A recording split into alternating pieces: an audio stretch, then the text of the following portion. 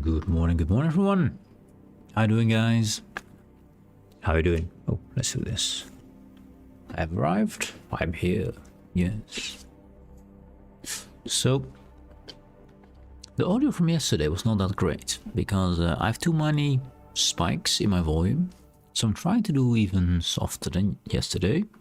I need to practice this, so I hope soon the audio will be the right volume, the right strength all the time.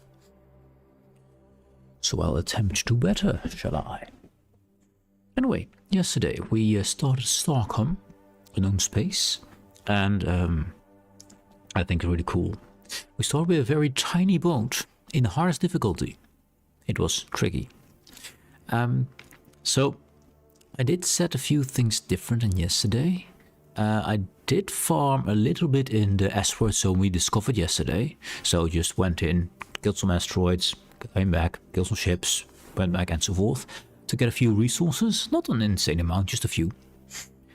And we have upgraded our ship already yesterday from having a single gun to having, I believe now 4 guns. I believe we have 4 and a few more engines. We can have a look at that here.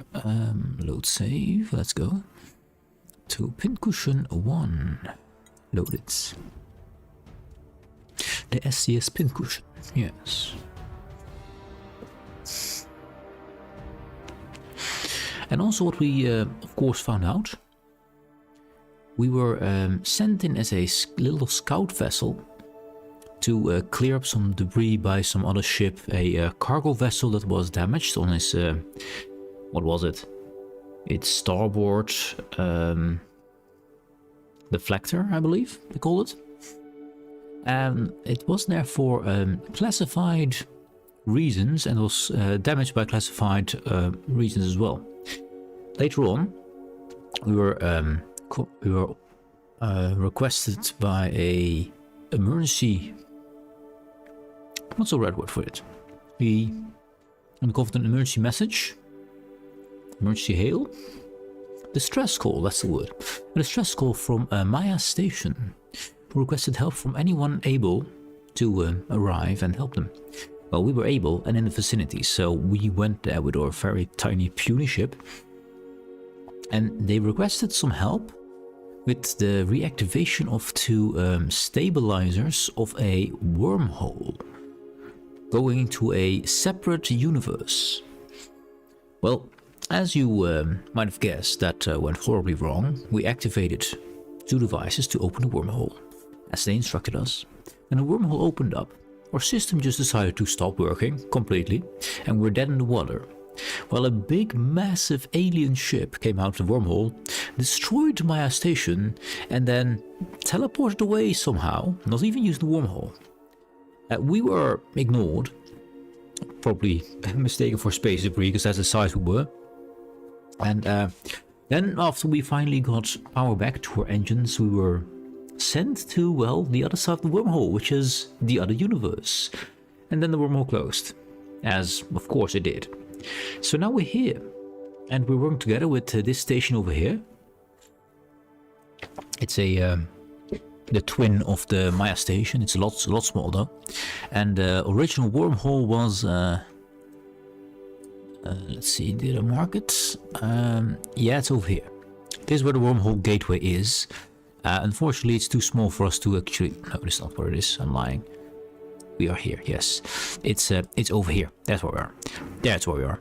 There's a little wormhole gateway there, which is too small to open, and we have to find a way to stabilize from this side to open to go through back to our normal universe, which we're not sure how to do. And the people on board of Seleneo have requested our aid in finding relics and ways to go through the portal to open the gateway again. And that's basically where we left off. Just a little exploration mission. Let's see what we have for the mission at the moment. Our current mission. Yeah, there we are. We found the Red Raider region. We found a region of space infested with Red Raiders. The ships that attacked the station here were called Red Raiders because they were just red. That's all we knew about them. And they attacked us on sight.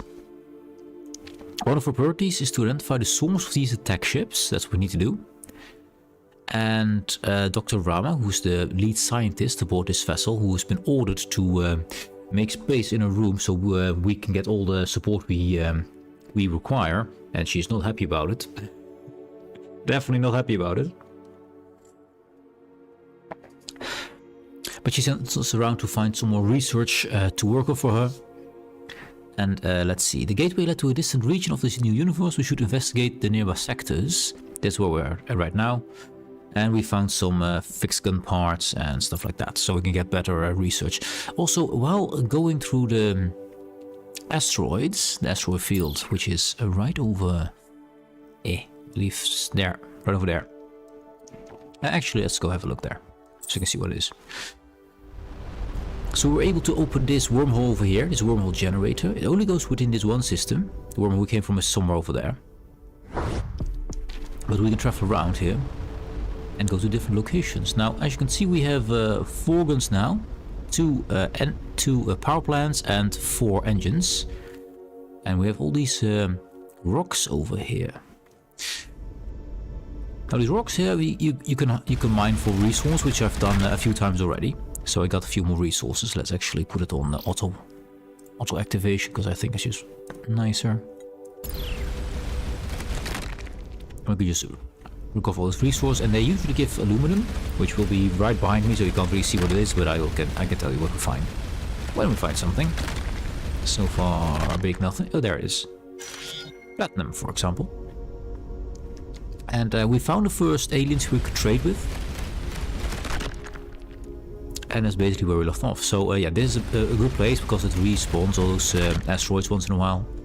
And then you can, quite often actually, and get a good amount of resources here. That's another 2 copper over there, for example. Now here we can have a little marketplace. We can buy and sell things if we need things. Let's go here so we don't make noises. Now what we need, well, in this system, if you open these asteroids, if you shoot off asteroids, you can also sometimes find relics. And we found a few more. We already found last time this orange glyph sphere, for example, the stone skull we found here. And now we found a green glyph sphere, which is completely new. So let's open that with you together. A small 3 cm green sphere covered with raised glyphs in an unknown language. Verifies and expands our previous hypothesis regarding the orange sphere. These objects contain instructions that could be understood by humans and a fairly advanced AI. The orange sphere. Analysis shows the markings are something of a hybrid between a natural language and machine language. Possibly this object was used to instruct an AI. Well, I guess there must be more orbs around. Maybe find more.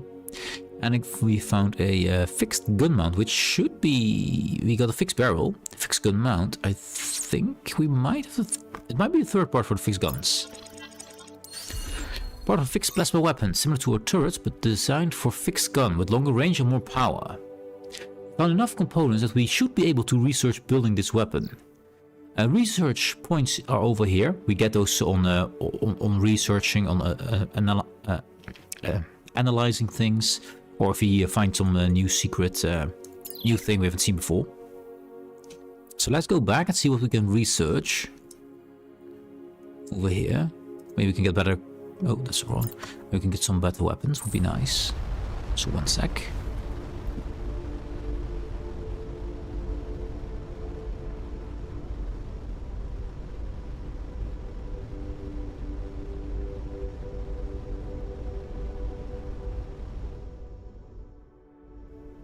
The sniffles are still a thing. I can't really avoid those, unfortunately. I wish I could. Allergies, man. So research, let's have a look. What can we get? So I'm mostly focusing on research on my guns at the moment.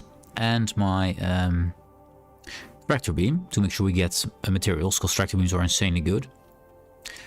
All things we can invest in. Most of them we want to invest in. The tractor beam is already extremely good. I already got most of the points in last time. These are the fixed guns, which we have access to. We haven't done much with them. We have access to them. Not sure we're gonna go into those. Then it must be in the plasma things, I guess. Plasma. So we got increase the damage per unit of energy for plasma balls of 50%. Okay. That's all that kind of stuff. I'd like to know. Here's plasma 2. So we want to get positive coating, so we can get plasma 2, because I want to get better plasma turrets going. But in the meantime, there's also something very useful. Universal Translator we got. Sense Acceleration, Barrel Resolver. Oh, that's just more range on our viewport zoom, which is nice, but we don't need right now. Let's think about trade, actually. There are some trade upgrades we can get. Just curious where it is. You can't zoom out on this, unfortunately. Might be here, actually, where we can get trade. So at the moment we don't have it, I think. Okay. We can get the drives better. Better speed around the galaxy, which is good. Not really need right now. Improve the factors. This is to get bigger size ships, and eventually get to the Dreadnought, which is one of our goals, to get the Dreadnought hull. But that's going to be a lot of XP. I don't really have the materials to build more on my ship, so I don't really need more hexes right now. I think I want to save this up or use it as something useful right now. Allow simulation of ships thermal generation for analysis. That's kind of useful. You know what? I'll take that. Yeah, that's a nice one. Decrease the performance penalty of damaged modules. Don't care. The shunts. I want at some point, but not now. Okay, better heat dissipation is very good. I want that. But it's not a directly now thing. Speed of plasma projectiles don't really care at the moment. Turrets target faster. I'm okay with my turrets for now. There was something I really wanted. But the question is what again? I think... Oh, I'm going too loud. I think Universe Translator goes into the trade thing. I think it's going to be here.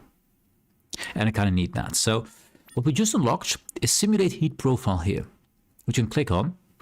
And then you see clear yellow, system nominal. Amber, moderate efficiency loss to 20%. Red, significant and efficiency loss. So at the moment, my active units are my engines and my weapons. And these two are orange here.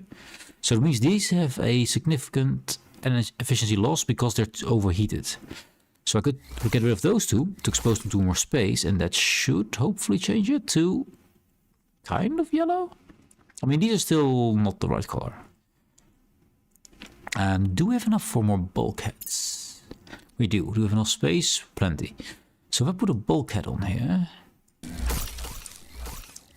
just down there, put that engine there, that should cool it down. It takes a few seconds for it to calculate, but yeah, it doesn't even have a color. So if I move this one away as well, that should fix our problem.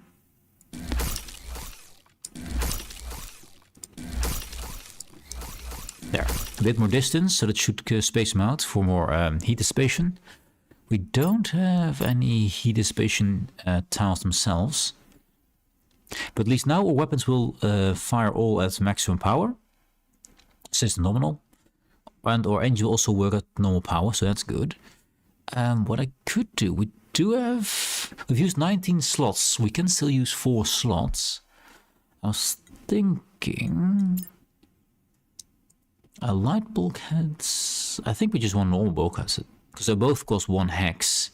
They cost more materials, of course, but so if I put that there, put you in front, and make a shield in front of my weapons, maybe, so they shoot down the bulkheads instead of my weapons themselves,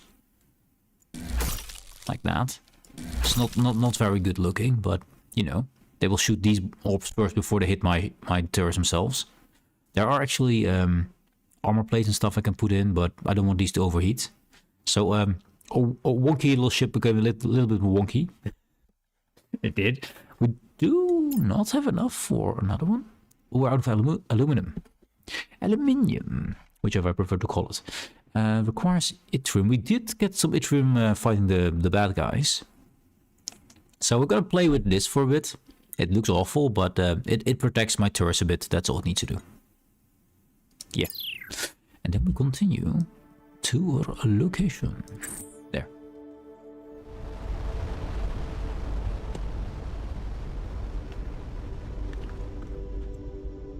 I really hope the audio is better now than yesterday, because yesterday it was pretty dang awful.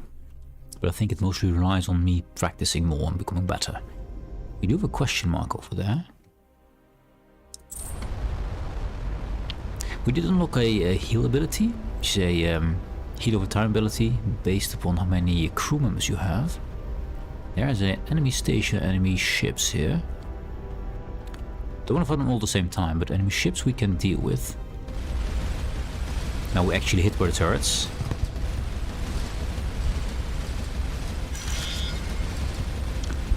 Can I shoot them before? Yeah, there we go. So I'm assuming that is aluminum. Lots of aluminum actually. That's quite good.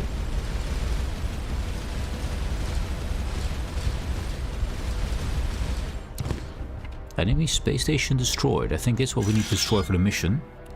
And also this rocky R3 planet is unscanned. Let's check it out. Usually when a planet is protected, there's usually something to find on it. But not this one. No anomalies detected. Cadet Cassie. After we scan a planet, I can account for its mass entropy in the warp metric equations, reducing its void drag effect on us. Void drag, for those who don't know, last episode, you have a void effect down here, this percentage. It's based upon the amount of massive objects near you. It's based upon gravity, basically. And it allows you to move faster in empty, voided space. You get a 100% void effect, means you move a lot faster than when there is a very low void effect. We do have some more enemies here. Ooh.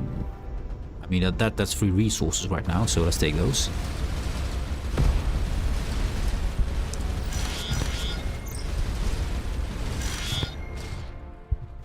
In Explore system with no hostilities, I can create an optimized void solution for engines. So also no hostilities, okay. In other words, we'll be able to go faster through systems we've explored, not as fast as in deep space, but a decent boost. Okay, that's nice to know. So this system I think we explored completely, right? No, we didn't. We didn't explore this exit here, so let's go there.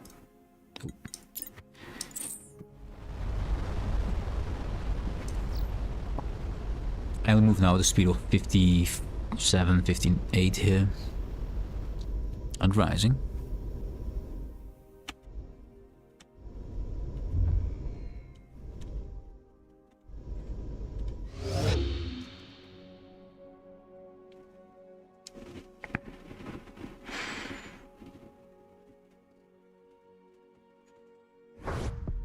Ah, enemies instantly. Hello, guy. I see you.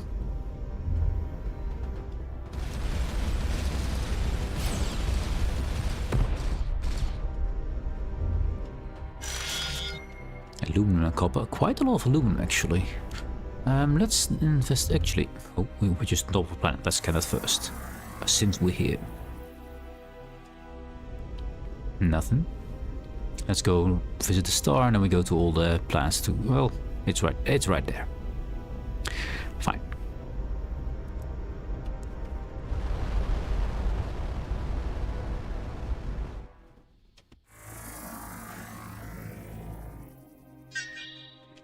Found something? Explore, my little boys and girls. A wreckage from a ship with the now familiar red and yellow markings scattered across the desert floor. Besides some aluminum, the debris is mostly unremarkable. Commander Glees. Based on this debris, these red ships are likely autonomous drones. Which makes sense. We did find some kind of control device on them, where they could receive telemetry, so that would make sense. We got one more XP. How much do we need for the first level, by the way? We need 5 more planets scanned. Every planet gives you 1 XP that you have scanned and have sent these guys on. And then we get some level ups. They already have 2 things. Of course, that's our specialty. Cool. Anyway, I mean, 2 stars nearby. Let's go near the star, then go to the desert. I mean, there's a flinger right here, but it could be a flinger over there as well. So we'll have to go back here anyway. 2 very close star systems. Quickly see if the stars anything to mention. Not too close, we don't want to burn up, which we are doing a little bit. Little bit of fire. Just a little bit of fire.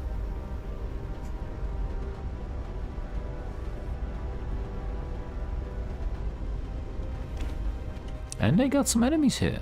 Let's make sure we're not in range of that ship, of the station.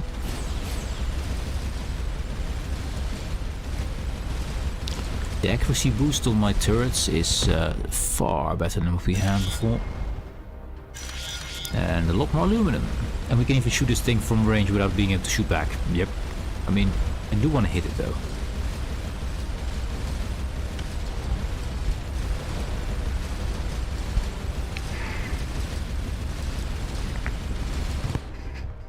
You can even aim at specific weapons to take them out, or any kind of module on the ship that you can target. You can see. You can target it and specifically go for that. Nothing on this planet, once again. We found another planet over here though. Didn't see that one before.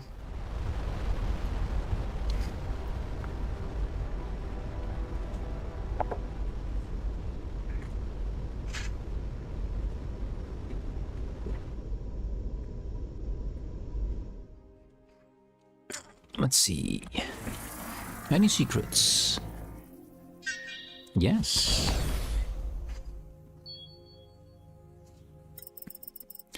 After extensive search, nothing is found. Eventually, Commander Glees discovers the anomaly is not on the planet's surface, but in the way the ship's scanner stores data. So we discovered our own scanners are interesting. Okay. Due to the failure to calibrate our memory crystals as for the physical constant differences in this universe, our scanners fail to completely clear a previous anomalous detection. Okay, so false positive. We do get some reason points from it, so I'll take it. Sense a ghost. And then let's go to this planet here. We discovered anything else? We've seen those two over there. That's good. And this is getting close to our own system. Oh, hello there. Free loot.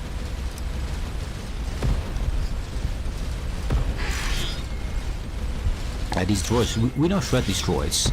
You remember when we had just one gun and no accuracy and we couldn't deal with even two of these? I remember. And let's scan this planet first, right there. Oh no, we already checked this one.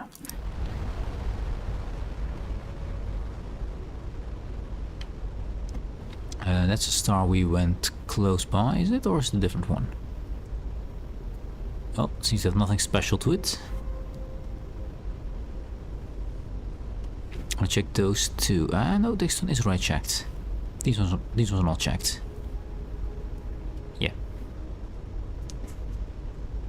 Let's go. This seems the closest one.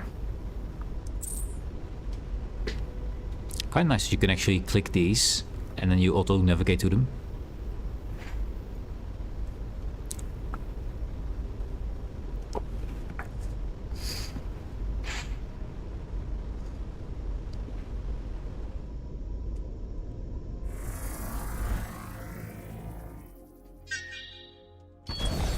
We found something.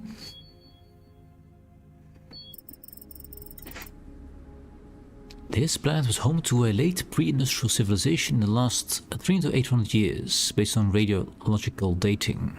It may blink in geologic timescales. There's a lot of text. A dominant theme is the imminent return of an celestial emissary. Descriptions of it vary, although a consistent element is a long blue trailing veil, suggesting it could be a comet. Emissary, okay. The latest surviving texts are confusing, making it difficult to discern between religious beliefs and scientific observation. The textual record is incomplete, but it appears the civilization's collapse was very close to the arrival of the emissary. So, civilization's collapse was very close to the arrival of the emissary, okay. Let's go there. If it's a comet, well, you would assume it would have then impacted, right? And that would be a comet to find, so we'll see. Nothing. Let's check the star. That's one does, and then we go for the last planet here.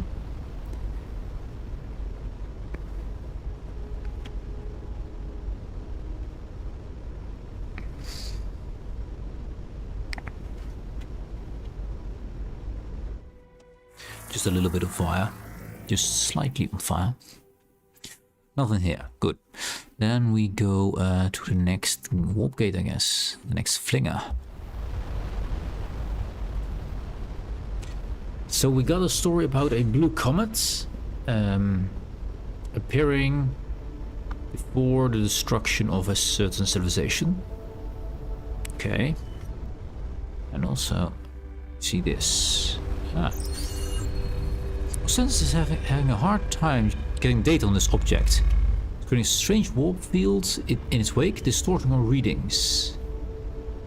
So that must be our emissary with its blue tail, I guess. And definitely not a comet. I can't make sense out of this data. I don't know what this thing is, but I rule out comets. Yeah, things to do. And I can't keep up with it, so I don't think we should change it. Never mind. I think we should change it. What the hell is that? Hello? Warp gate thingy? Very interesting. The warp matrix, the wormhole we just passed through, matches the one that brought us to this universe, but on a much smaller scale. More reach points. Where are we? We're pretty far out. Yeah, that's a distance. I've checked the nav computer. The bad news is that didn't take us home. The good news, we're still in the same universe as Selenio. And we got a new system to check, so let's check it. Why did it bring us here?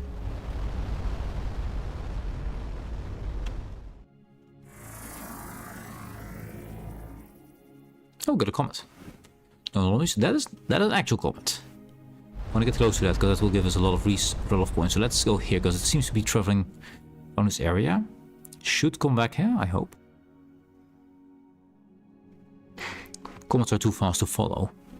At least they have been for me always been too fast to follow. But they do follow a what do you call it? Predictable path? Yeah. Oh, comets. Come to me, comets.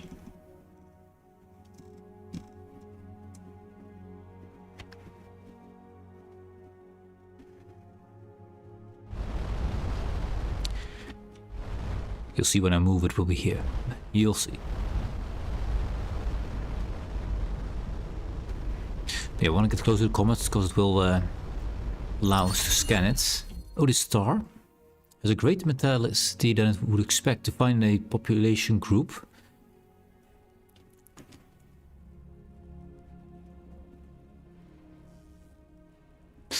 A stellar evolution must have been different in the universe. There it goes again.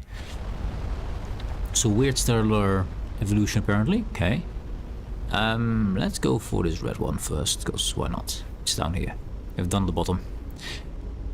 Then go to the yellow one. Also there's a wormhole gateway over there. Let's open that so we can actually travel.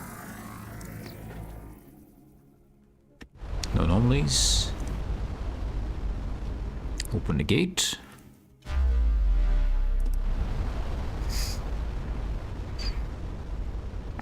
Now truth be told, because my ship wasn't so fast, I didn't try to follow the... Well then. Minor discovery, this thing. This massive structure is an incredible feat of engineering. Based on the composition, looks like remnant tech. Plus 35 reach points. Okay, let's scan the planet, I guess. Nothing. Ring world. The builder of this artifact had some very advanced knowledge of fluid dynamics and weather patterns. The entire inner surface of this massive artifact is covered in an artificial tropical biome. An interconnected lattice of small islands is punctuated by shallow seas. It's clearly been rendered habitable at great effort, but apart from some simple plant life and single-celled aquatic creatures, it's uninhabited. According to Glees, Oh, we got ads, we got ads. We're gonna wait for the ads.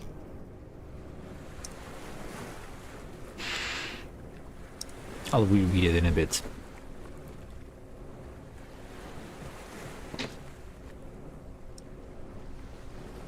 Don't you worry. Also, I need to get this back.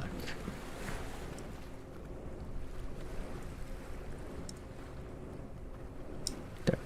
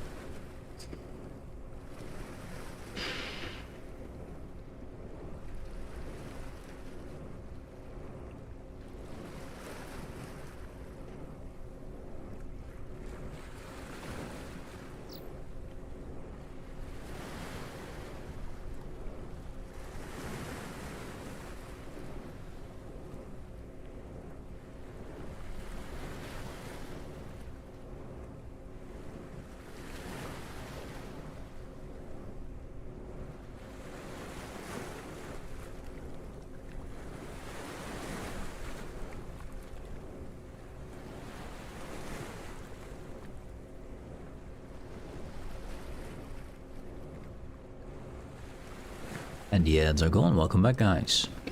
Let me reread this, because I think some people might have had ads while I started.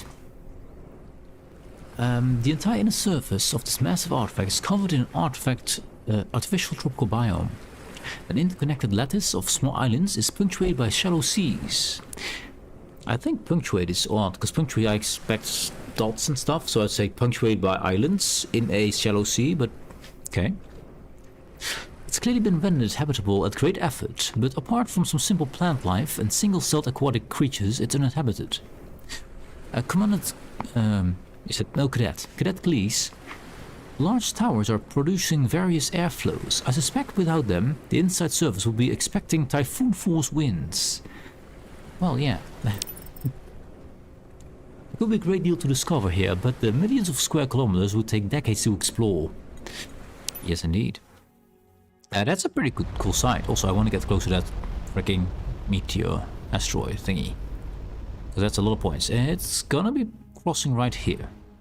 So if we stay here, we should just wait. We should just wait. But now we got a lot of experience, I believe. Sorry, research points, 225. So we should go back and make something. We got things. Not a lot of titanium though. I do want some Kerolite, which is a component for power plants, because I think getting a bit close to what I can produce. Yeah, we produce 8. We're using 7.6 if we're using our weapons.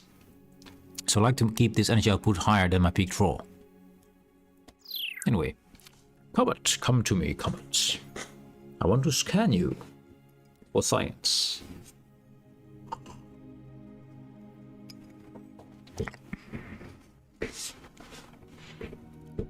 I do know comets give a lot of research points. I guess between 150 and 250, I guess.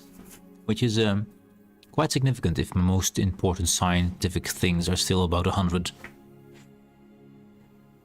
We might be able to get better weapons with that. I'd like that. Oh, comet! We need to find a lure for the comet. A comet lure.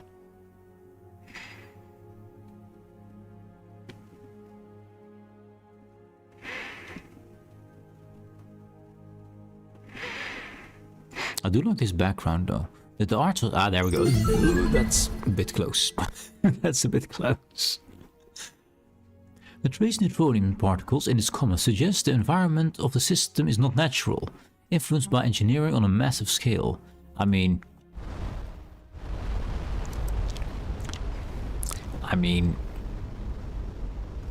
no shit.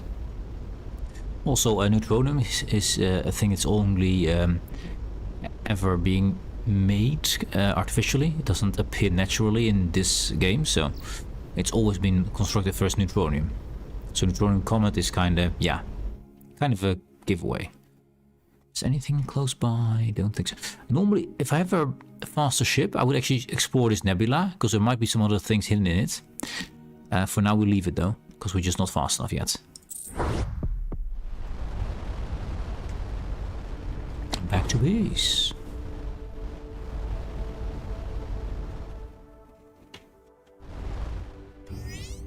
Now, you can come back here whenever you want. And sometimes these guys have something to tell. They light up. Sometimes you have to click them to activate it. So, we'll see that in a bit. I do wish to improve my plasma weapons. Yes. Coating. Check. Plasma weapons too. Thank you. 180. 180 indeed. And 110. I think we just make sure that we get the base stuff here. Base fire rates or turn rates? I like fire rate. There we go. Good. Which means, how much are these? Let's turn this off because it is a bit resource heavy. So these cost 22 yttrium, which we don't have, and 45 titanium, which we also don't have. Okay. I mean, then, yeah, kind of. This is aluminum and a little bit of titanium, but not a lot. We could put some more bulkheads in. Never mind, no titanium. Never mind. I said nothing. I said nothing. Let's go back to this flinger where we were and use it, because that's where we were. Oh, actually, hello. Oh, what? What are you? Ships in all system? We need to check it out. Are you friend or foe? Greetings, we are the Gorrier. We've made contact with your representative at Selanio. Are you Command Asmo of Pincushion? Well, yes, we are. We understand you are an explorer in this space. We too are seekers of knowledge, but we have been here much longer.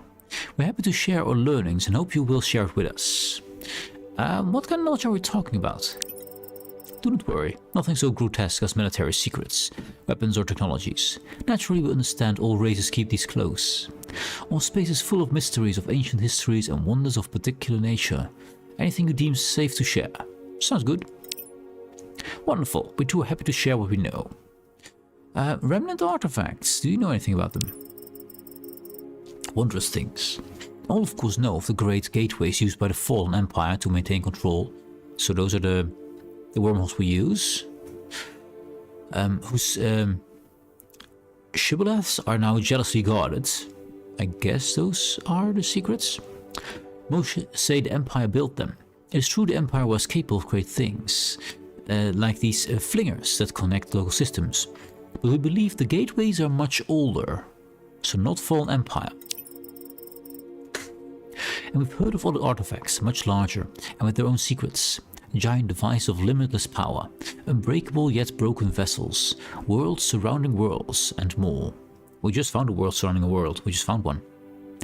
If you find any such things, we hope you will share it with us. We encountered a fast-moving object with a long tail. Do you know what it was? Ah, the emissaries. Plural. Some regard them as an omen of good luck.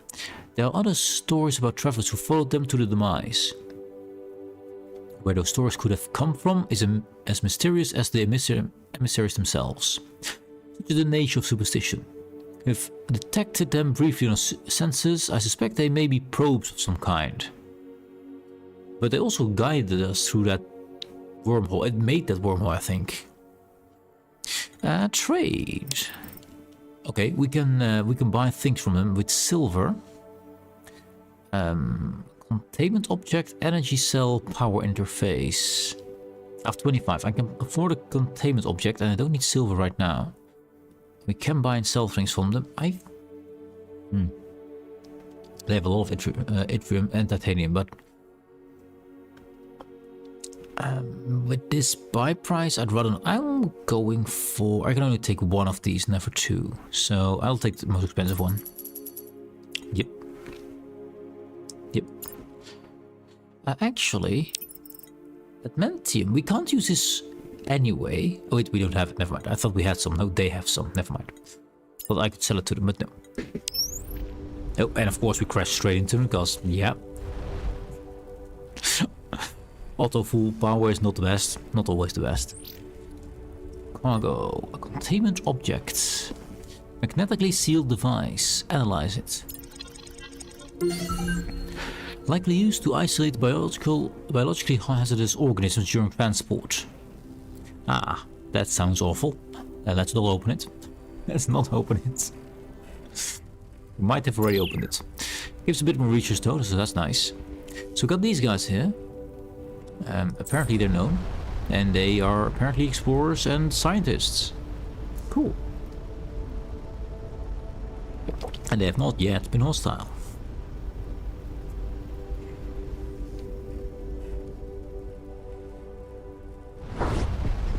No violence, no violence.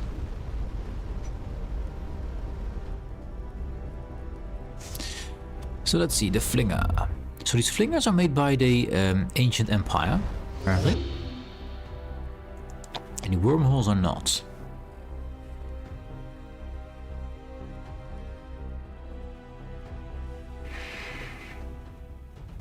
I see no enemies yet.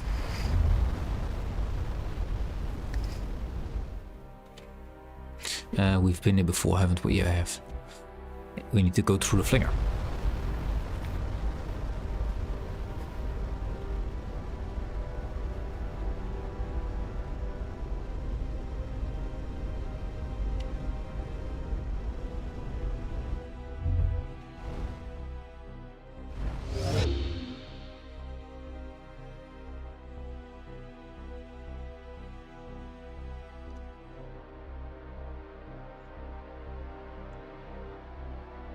We got some enemies.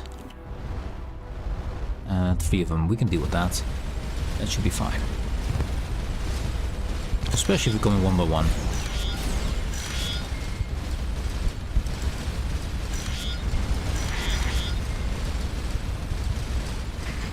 Some yttrium, aluminum, a bit of titanium. And nothing from this guy. Yeah, let's take out this little station here. We cannot range it, so why not?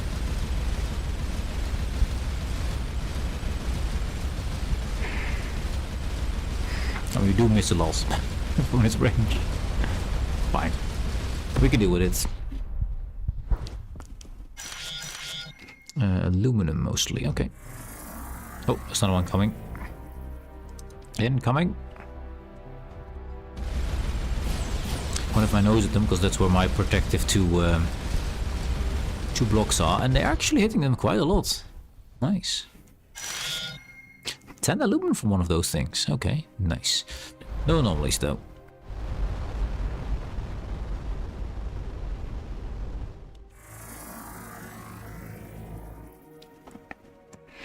Nothing. The bottom seems empty. So let's go to this planetoid over here.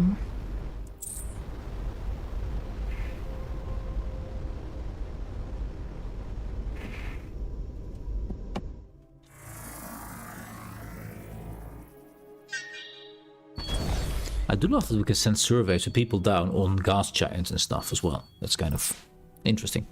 Diberyllium. Okay. Hundreds of thousands of years ago, a meteor broke up in this planet's atmosphere. A tiny fraction of the meteor contained rare diberyllium crystals. We'll take those. Those we can use.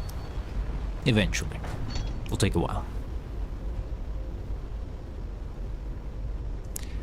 This star seems unremarkable.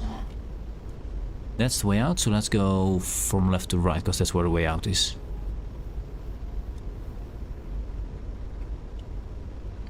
Oh, a ring planet. Seems like an ice world. It is. Nothing. Shame. It's pretty good looking. Probably a bit chilly though.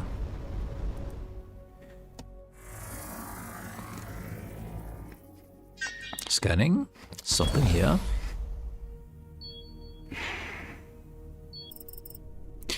Eons ago, some geologic event thrust iridium deposits up to the surface. Wind and erosion forces have carried away all but the hardest stone, leaving a few rich nodes. Iridium. Nice. That's mostly for armor. Nothing here. Then we've scanned the rest here. Cool. Have we seen a random star nearby? No, we've not.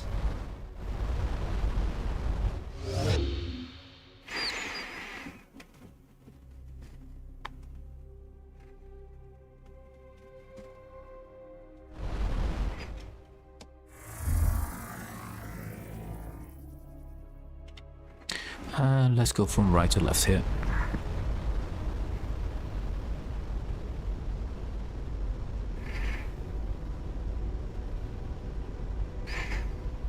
Although I kind of think I should have scanned that one first. We'll get to it. We got a alien, a mere defender. But first, send in the crew. We should be close to level up here. The anomaly detected from orbit is the wreckage of a starliner. The impact with the surface destroyed most of the salvage, but in a reinforced hold, the team finds several crates of copper and a damaged data log. Analyze the log. It's too badly corrupted for the universal translator to form a complete matrix, but was able to piece together the last few entries. Taken delivery of copper, for the emerge to engage, their absence.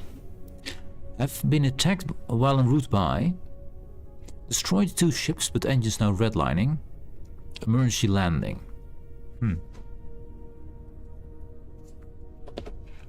Okay. Some of our command crew are now experienced enough for promotion. You can assign their skill points from the crew screen. Yes, that's what I hoped for.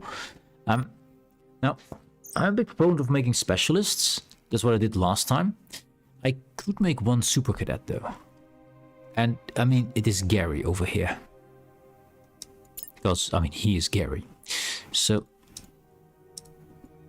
let's max him. No, I want actually to 1 on everything. And then increase his main stat. There we go. Yes. Gary is now improved. Great. Every team ultimately gains 1 proficiency in their expertise, and then I can add 6 as I see fit, which means Gary is now amazing. And it's going to be even more amazing in the future. I'm going to this planet down here so don't miss it. Then up, I'll probably find the defender right next to it.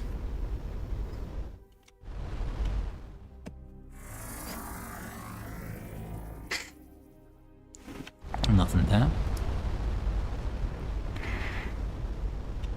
Hello? Halt. This area is off limits to unauthorized vessels. Depart immediately. He's an Amir captain. Perhaps we can reach some peaceful arrangement where we conduct a scientific survey. We are not meant to trespass and depart. We will not be intimidated. Let's go with the survey. I'm suggesting a bribe, and Amir sureties payable, but in blood. Warn you again, do not land on this planet. What do you know about these ships with red and yellow markings? They are very recent arrivals to this region, like a pick-tag fly. They are annoying in small numbers. In large numbers they will pick your carcass clean. We need your services to help us deal with these red raiders. We have copper as payment. We just got copper. Yeah, copper. Ah, I see. Our mutual friend did not describe your vessel accurately at all. Mutual friend? I think we're being thought to be someone we're not. We'll summon the fleet and dispatch this pestilence from the region. I will trust you do not try and land on this planet in our absence. You can trust us. Definitely. Also, let's not crash into him. I should did a bit. We will not land on that planet over. That planet is completely safe from us. You just go that direction, yes. Don't mind it. Just make sure your friends are getting paid with all the copper you want. Yes. And then this planet over here I'm pointing at is perfectly safe. And no one will be near it. And yeah, that seems about right. 300. Let's go. We're definitely not landing on this planet. No, we're not. Oops, I pressed the button. Might have been the wrong button. Oh no. Anyways, Land and touches down a few hundred meters from an enormous pyramid. Its sides are segmented to irregular protrusions. Penetrating radar shows there is some interior cavities, but no obvious way in. The team spends a considerable amount of time circling the pyramid and investigating its various facets before Commander Kepler notices an opening in a phase that the team had definitely investigated before. Okay, so it opens behind us. Examination of the door reveals that it possesses sensitive hydraulic levers that expand at a certain equilibrium of temperature and pressure in the environment. The pyramid's door relies on a temperature differential with the outside. Gradual warming causes hydraulics to expand, opening the door. But it was designed to open automatically at dawn? Good timing. Extra research points. Ooh. The pyramid interior is quite small relative to the outside. The team finds displays of various relics suggesting a juxtaposition of the pre-industrial civilization without electrical or advanced power supplies, yet whose artifacts have an incredibly high level of engineering and mathematical precision. One item in particular has increased detail. We got silver, gold, and an enigmatic shapes item. Well, we definitely have not landed here. Let's get out of here before they come back and start asking questions. We definitely did not land there. Nope. Or crew did. We did not. It was definitely not us. It was the other guys. Yeah. I'll scan it one last because that's where the exit is. Complete mission beyond the gateway. Cool. Anyway, about these enigmatic shapes. An intricate set of nested, movable polyhedra. Upon deeper analysis, there are movable parts within movable parts, down to a remarkably small scale. There seem to be rules governing how the interlocking shapes can move, like a puzzle game. Puzzles? Okay. 15 points. We also got a portal here. This puzzle object is quite complex from a geometrical standpoint. Maybe Dr. Rama would be interested in taking a look at it. Maybe? And give it to the scientist.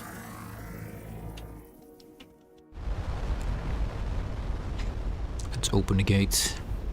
Open the gate. There it is, open. So we can use them. I'm not sure if we need to open them, but I think that is what we're supposed to do. I mean, we can use them when they're closed still, so it's kind of weird, but I'd rather be safe and open them. I think it's intended.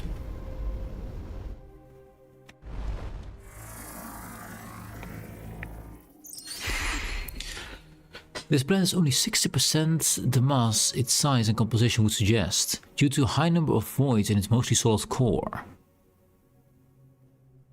Odd. Like it's a minor planet somehow? What's in the core? How do you mine the core of a planet? That's pretty hard. Also, how do you make its flingers? Also quite hard. Pretty big system here. Oh wait, we've been here before. Ah yeah, we have not been here though. A nearby star we detected. So how much science do we have? 115. Not bad. Didn't get much in the name of resources though. We got some copper, some silver, but I haven't seen a use for them yet. Actually, no, we got some gold as well, and gold is used for propulsion.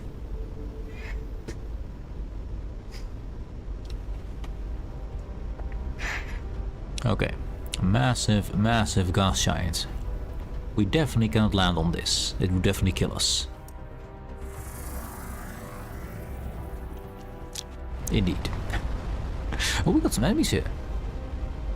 Enemies. Hello, enemies. Focus that one.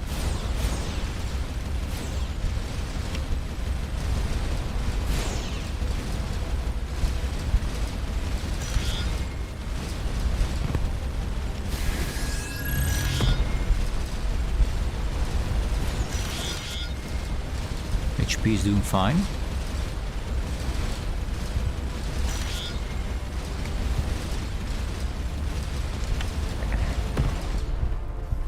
Our turrets are 360 degrees around us. We do for protection of fronts, so I want to use that. And make that get hit instead of ourselves. There we go. We'll fix a scratch, it's fine. Wrong.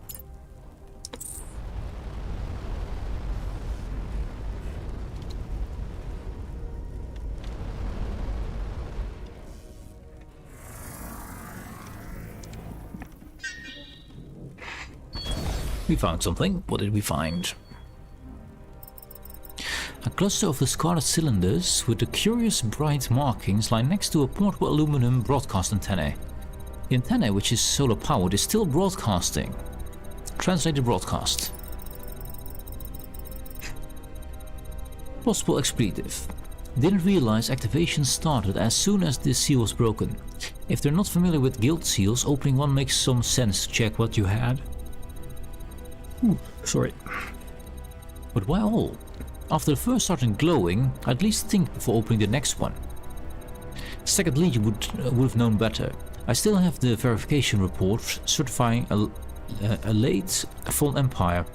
There's probably no market for inert nanites, but I'll bring them with me. I'm not sticking around to disappoint the buyer. Okay. So something was sealed off, which they unsealed. They unsealed it completely, which apparently the seals could be dangerous. And they found some inert nanites, okay, which they took away. We found an unsealed cylinder, probably with the nanites, or with what used to be nanites, and we got aluminum. The canister. The decorations are connected to an array of interior sensors with a cryptographic network, possibly a mechanism to visually ensure the contents are not tampered or replaced. Okay, well, they're gone now, but cool. Got some research from it, I'll take it. The guy comes back, and we need to go to this one. Also, we need to see the star. Also, more enemies. More loot. Hello, loot. Deliver me your bits. I want them all. Aluminum. And more of it. Kind of funny, the first one dropped 2 aluminum, the second one dropped 10. Okay.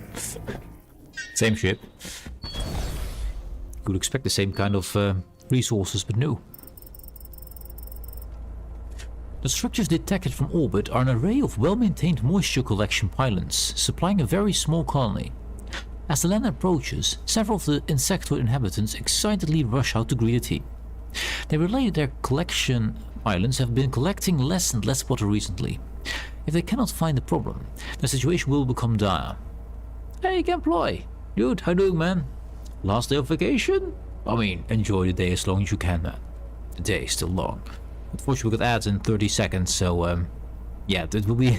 the timing is not the best. Cadet Glees thinks they might be able to find the problem, although there is a small risk that they might damage the pylons due to the unfamiliar technology. We have a minus 30 on my engineering. Let's do this when we get better at engineering. So let's return to the ship. We can do this later. Because at the moment, my engineering is a 3 over here. From Cadet Glees here. Which might, I mean, it could be enough. It could also not be. I'd rather come back when it's better. So don't destroy the water supply. So we'll keep that in reserve. Oh, that's wrong. I need to do this. I keep pressing right mouse button there. I'm sure it gets spared. Maybe. Maybe. I mean, we'll see. We'll see. We'll be waiting nonetheless, though. We've adjusted our ship a bit. We now have protection in the shape of a few bulkheads. Bulkhead protection. Ooh, that's a lot. The remains of a fairly recent battle between Red Raider ships and some unknown victim are scattered over the wide area. Some of the wreckage has been salvaged, but whoever cleaned up either was in a hurry or couldn't haul much. There's a fair amount of valuable resource left. Yttrium, nice for weapons. Platinum, I don't even know what's used for. And aluminum. Anyway, we got ads. We got the ads. We gotta wait. Curious if you're safe, Gamploy. Also, I need some candy. Candy from my throat. I'm trying to keep my voice as low as possible. The audio of yesterday was not good enough to make a video out of, so I might want to redo the first episode off stream and just see if we can get the audio better, because yesterday's audio was not good enough. No sparring for you, then enjoy the ads. Unfortunate. Unfortunate.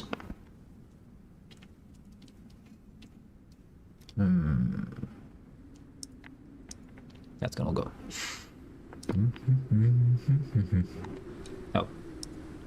That helps. Turn off the wrong page.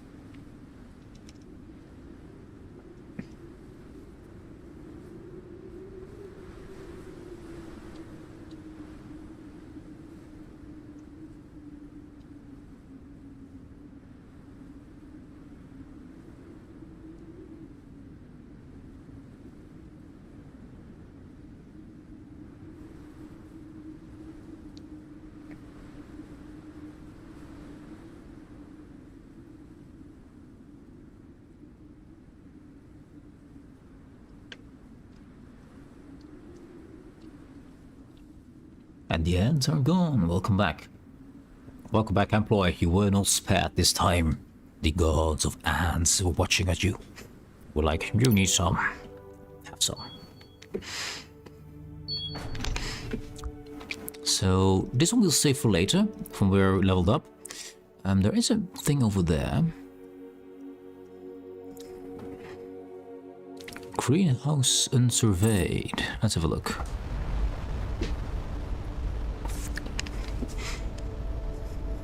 We didn't watch the star. We haven't checked the star yet. Check the star first. Just in case. I mean, it could be free research. And we like free research. No, no research. Just a little bit of sunburn. Yep, a little bit of sunburn.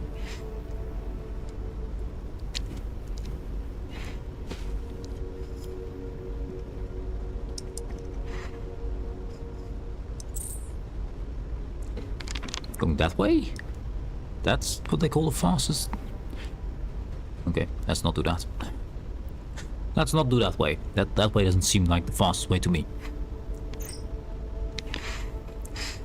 That's Hungary.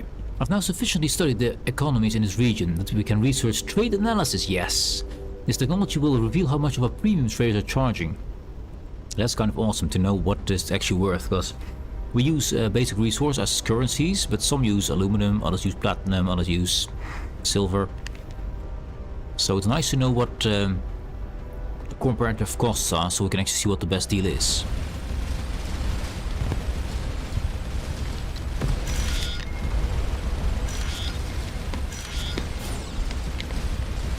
Which is pretty difficult without that tech to get the best deal out of things. Weren't you supposed to fight them? Yeah. Also, actually, can we trade with you? We can trade with you.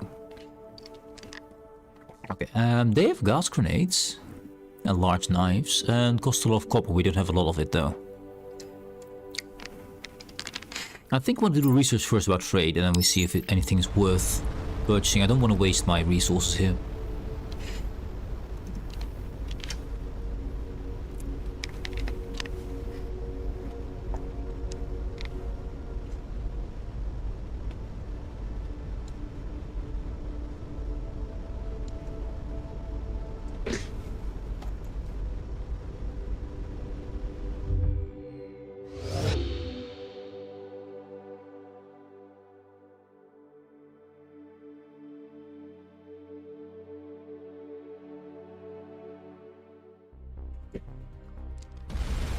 More free loot, hello.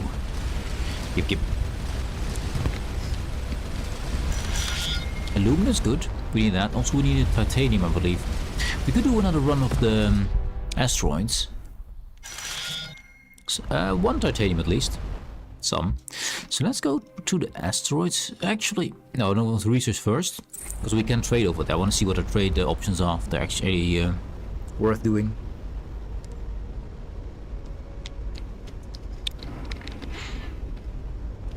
Friendly. Another one of them, yeah. Oh, enemies. Free loot. Yes. I see you. You're trying to hide behind the microphone. Thou shan't hide from my microphone. Because you contain loot, which is a lot of aluminum.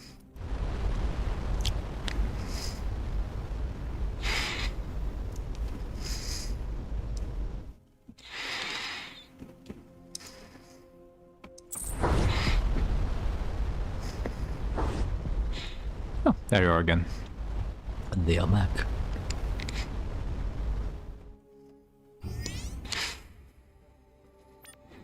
Research. Let's see. Trade analysis. There we go. Yes, please. A scanner allows construction of a scanner module which will increase your detection range. Yes, please. I'd like to know what's around us. Resolver. Extend the maximum range of your viewport zoom. Not really needed. Increase the speed of planetary scans and survey landings. I don't really care about the speed about that. Other vessel detection is good. Since histories and fog overlay, not is useful, but not right now. I'm going with the detection here. Just seeing enemies from bigger range is good. Yeah. Shipyard. Anything we want. We do have the plasma 2 weapons. We don't have the yttrium for it though. Does only take 4 more. And these have a 3.1 shot per second versus 1.5 shot per second. So it's double. It's slightly more than double as powerful. So think if I put you. Okay, fine. Put you two away. Not enough. Oh, we got yttrium. We don't have titanium. Yeah, never mind. I thought we had titanium. Never mind. We didn't. We didn't. Bulkhead, come back, and we can come back as well. Cool. And the engine. We're back. So I could do another weapon, but we now have energy output of 8 and a peak draw of 8.2. So these two can't keep up anymore. So I think we'll need some more. This is a battery. I prefer a reactor. I think we have to buy some Curalight if we can. I'll take a battery for now. We probably need a reactor soon though. We do have a scanner here. I want to do that scanner in front.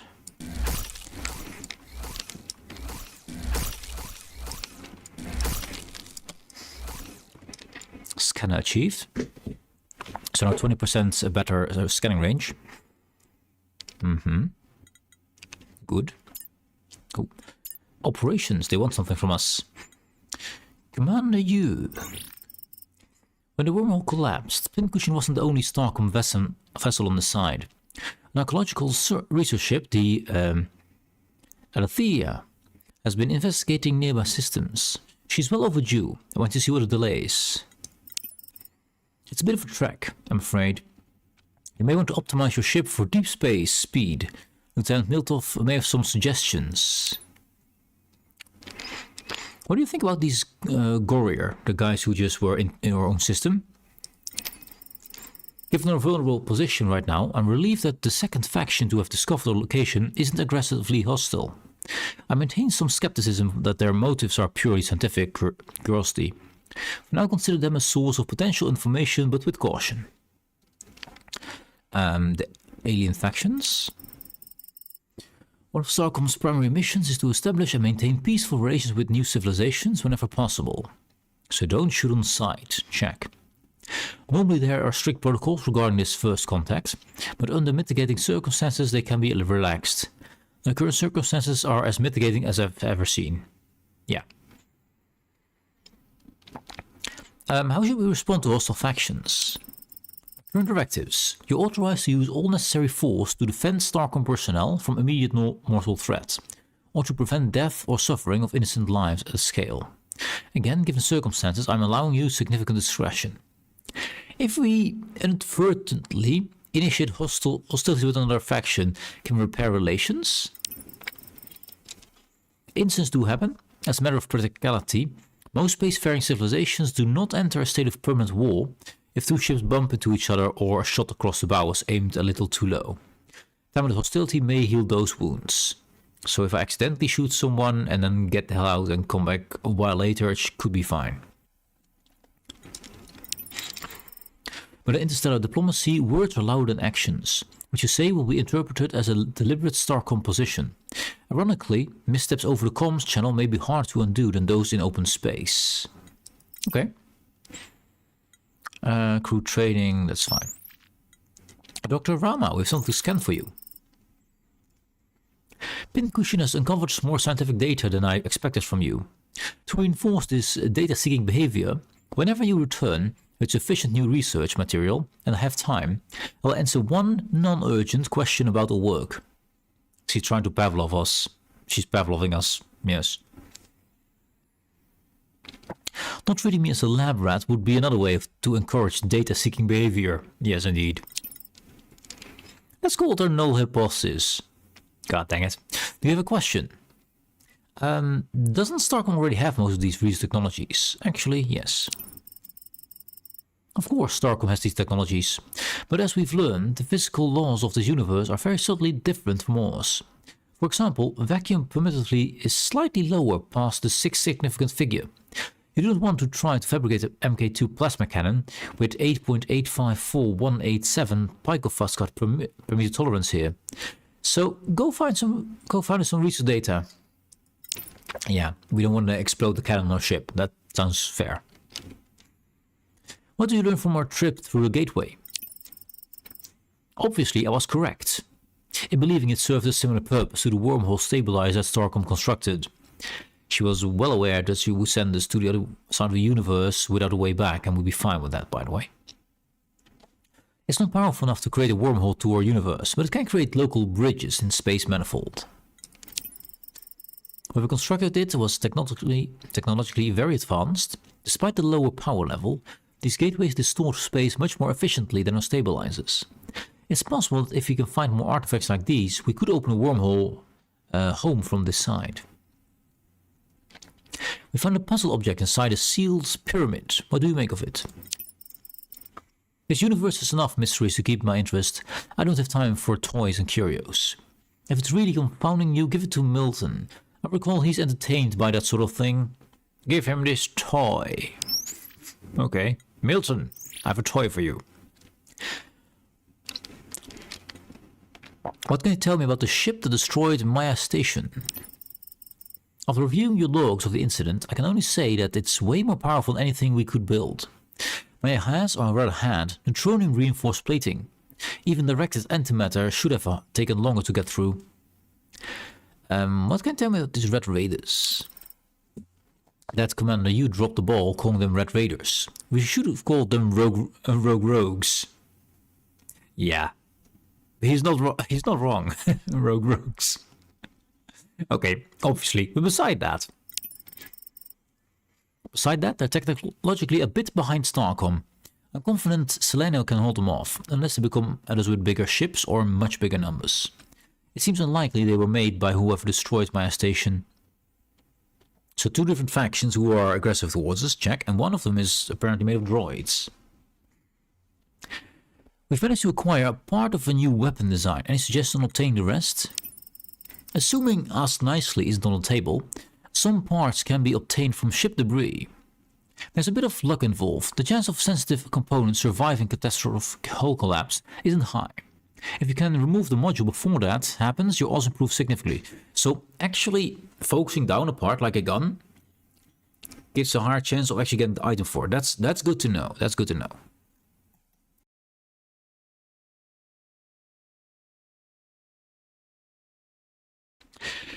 We found this puzzle object. Dr. Ramos said you might be interested. Did she? I suspect she meant it as a jab, but it's true. I'm quite fond of physical puzzles. Probably why I gravitate towards ship design. I'll take a look at it in my spare time, of course. That's all for now. Okay, research we've done. Shipyard, we're not rich enough to do much more. I need more titanium, specifically. Good. Good. Now we should be able to see what trades people offer. So let's see what these guys offer for trades. And if they're any good. Oh, what can you tell us about the Emir? They're brutish mercenary race. Trustworthy, but only if you have the most copper. Okay, so they're copper based. We've had occasion to deal with them, but prefer not to. And you deal in silver. And here you can see what the trades are. So our sell price or buy price. I assume this is all the same. So they do buy from us for high price for these things. And we can buy from them easily aluminum. And that's basically it. The rest is kind of expensive also. Let's see. I don't need these right now. I'll need them at some point, but not right now. This will be 23 silver. Which is not enough to buy both, right? Let's do this anyway. 34. Yes, it should be enough to get both. Yep, it is. Let me scan that stuff. Thank you. Oh, don't crash to them. Let's see. Cargo. Energy cell.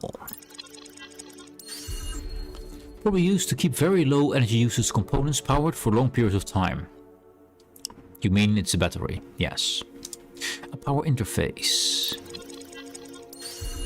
Designed to keep sudden energy surges from dangerously overloading bridge controls. Well, systems obviously have a similar components, but there's some interesting new ideas in this one. Cool. A bit of research, that's fine.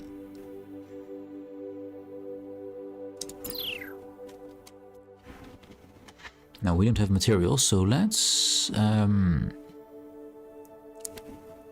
should check out the system where the Alea was. And we do still have this thing over here. What is that orangey thing there? The greenhouse unsurveyed.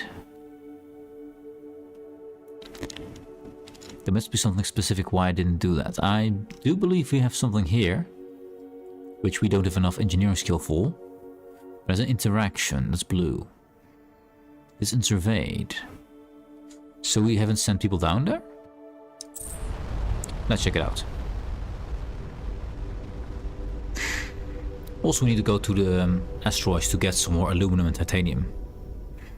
So we can make a ship even better. I actually want the better guns. Oh, actually, we can have a look at what you sell while we're here. What do you sell, guy?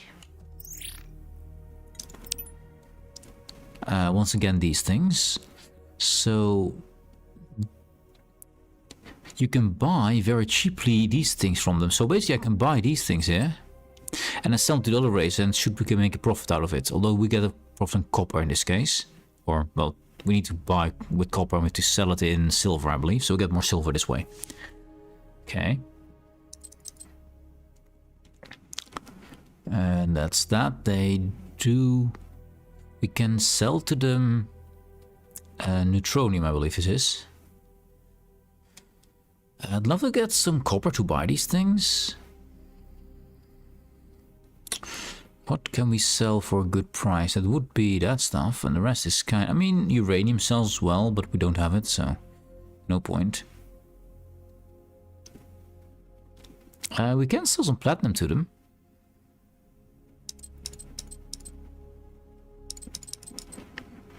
I haven't found a use for platinum except as a currency. So if we use this, it's 53 copper. That should be not enough to buy them all. That's 113, 163, 167. That's a lot more. Let's see.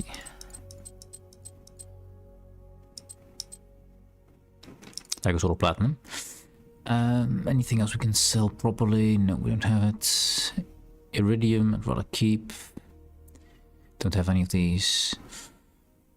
Doesn't really have a good price for gold, neither for buying or selling.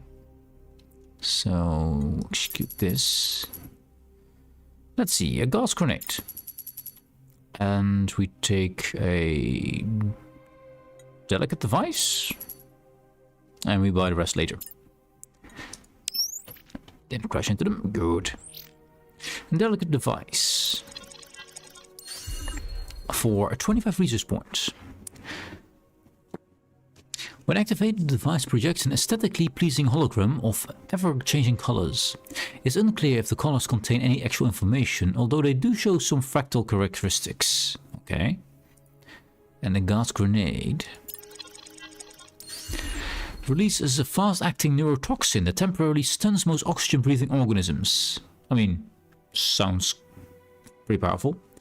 Research points as well, that's fine. I want to get all the parts of all the science we can get from them. That's another 95 points you could use. But let's first scan this plant here. It is right ahead. So scans it in survey it. We probably were in combat then, I guess? Yep. Sending the team.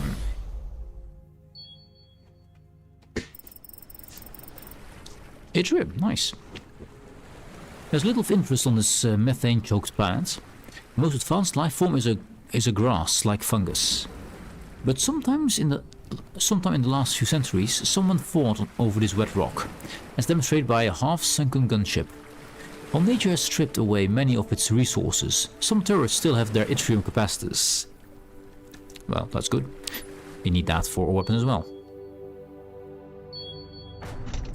Good, it has been scanned. Let's go to the asteroid field. Grab things, hopefully titanium, that's what I'm hoping for. And maybe some copper and stuff, but titanium is the main deal.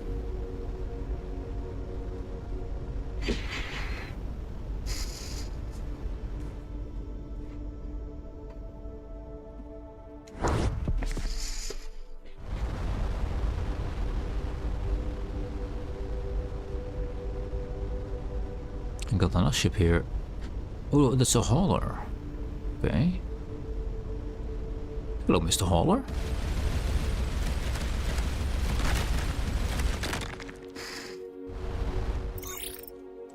This is CXTA 1517. We're carrying authorized cargo only. Memphis has been logged with the Trade Guild. I'm Commander Asmo of Starcom. We're on a peaceful exploration mission. That's good to hear. Is peaceful exploration a euphemism? What for? For give us your cargo or we become less peaceful, maybe? You held us. Is this a shakedown or not? No, we really are on a peaceful exploration mission. How can we show that? Really? In that case, you could show that by getting out of our way and letting us get on with our CXTA authorization delivery. What is CXTA? I'm not sure how our mutual universal translators have chosen to represent our organization's name in your language. It's a compression of a long list of prior organizations expressed in Hydrian. We're a civilization cargo and passenger transport collective. Are you traders? Certainly not. We transport pre-arranged goods and services between worlds. We cannot enter into any ad hoc transactions, so it would violate our agreement with the guild. Your ship seems slow for transports. Astute of you to notice. Many of our clients are suspicious of ships with military or espionage capabilities. Rather than deal with the delay of infrequent inspections, we chose a strategy of conspicuous weakness. They increase margins more than compensate for random payments and plunder. And if we still want to trade with you? Is it a trade guild setup? I told you, we're only carrying authorized cargo, nothing off the books, nothing to trade. Okay. No trading with you then. Check.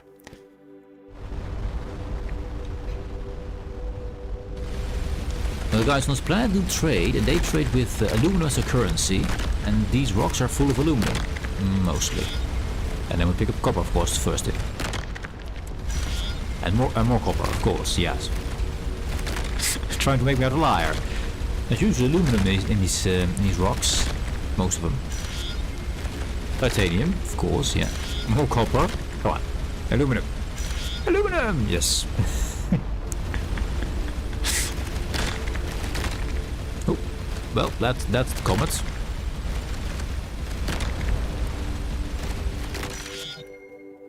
Pure aluminum in space, in rocks? I mean, I guess it's bauxite. And then they refine it on board a ship, I guess? I guess they get it as ore. And the ship has some kind of micro refiner or something, I don't know. Because most metals need some kind of refining before they get pure. They're usually compounds.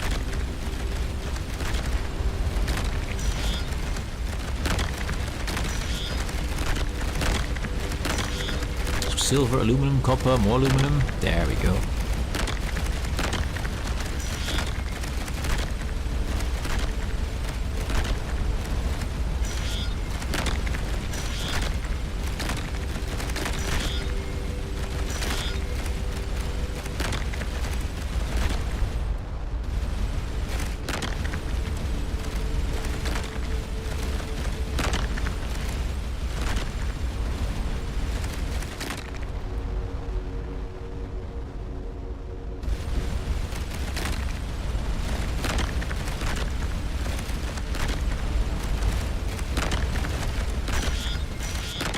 Aluminum.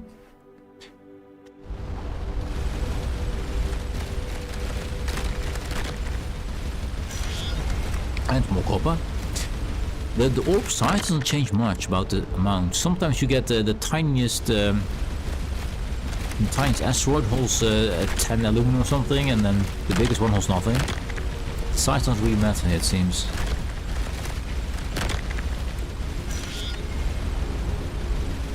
For example, that big rock was one single silver.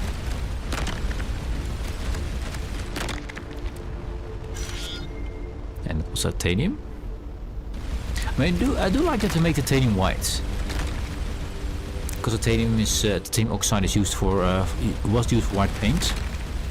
I think it still is. There were some other compounds for whites, usually involving lead, which is pretty toxic. They used it for face cream in Asia to make their face whiter, and lots of people died because well, lead poisoning. Also, mercury as a health drug is not a really good idea. Yes, which is also used for all kind of purposes. But I know lead was in all kind of white paints. We now use titanium oxide for white paint. I'm not sure if it's so healthy though on your face, but I don't know.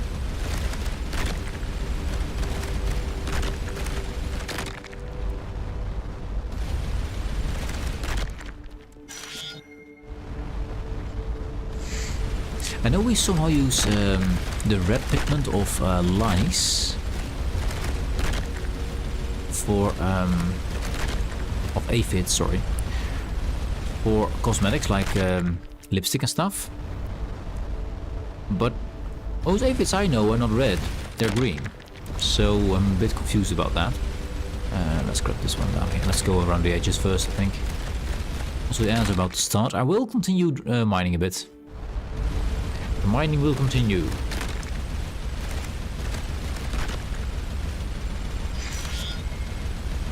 Can I actually move? Yeah, there we go.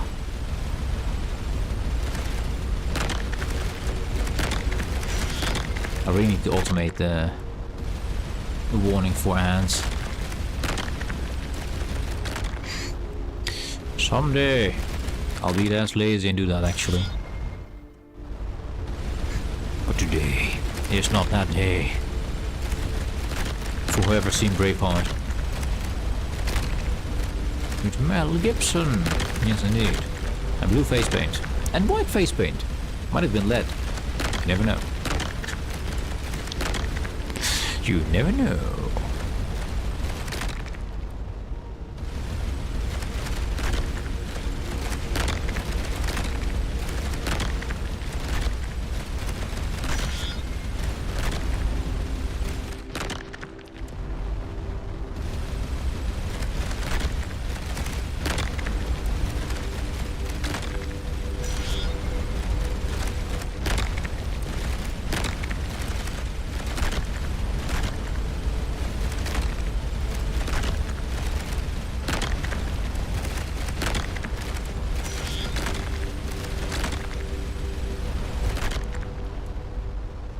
There's stuff on there as well.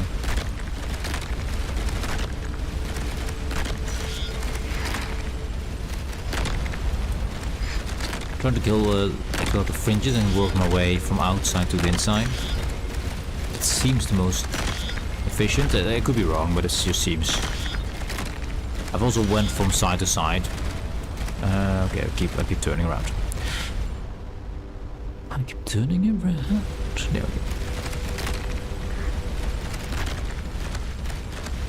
I mean, it's trying to escape down there. We won't allow it.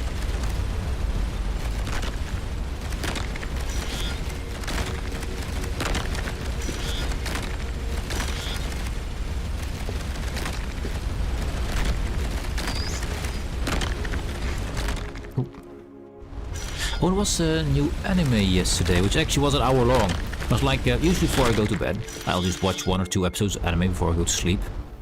And yesterday was a new one, Sentenced to be a Hero, which was anime start, I believe it was an hour long, and it was freaking good. So I went to bed a bit late, so if, I'm a bit sleepy, a bit drowsy. So my apologies if I yawn a bit more. And cleaning my eyes more of the gunk, sleep stuff. But that anime, that was a really good one. It looked amazing, the story was strong, lots of action, and an hour-long first episode is usually pretty good. Usually, not always. In this case it was. Must recommend. Instantly got into the story. It was nice.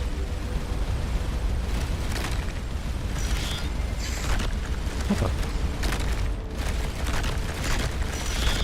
I love when the new season begins so you can check it out and see more new anime and stuff. New cool stories. I like new stories.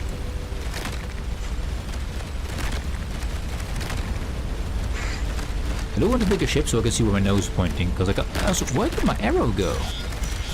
Shoot an arrow in front of my ship to show me what direction I'm flying. Why is it gone? I like my arrow back, please. It's hard to see where I am here.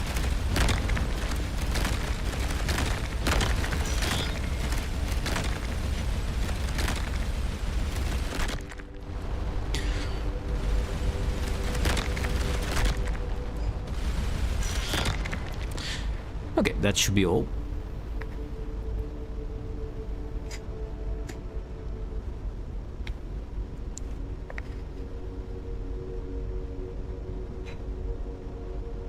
And these are... that's the hauler. Yeah, and that's hauler we can't trade with, so that's not the point. Hey, Mr. O, how you doing, mate? How are we doing? Did you see the trade message from yesterday? You said the message you would say. First things first, do not pee in my train. If you have to pee, if you have to tell people that, then yeah.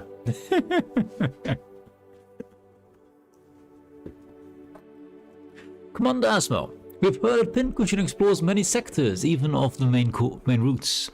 We have a replacement delivery for a carrier that has gone missing, and the destination is off our routes. Is your lands unhired?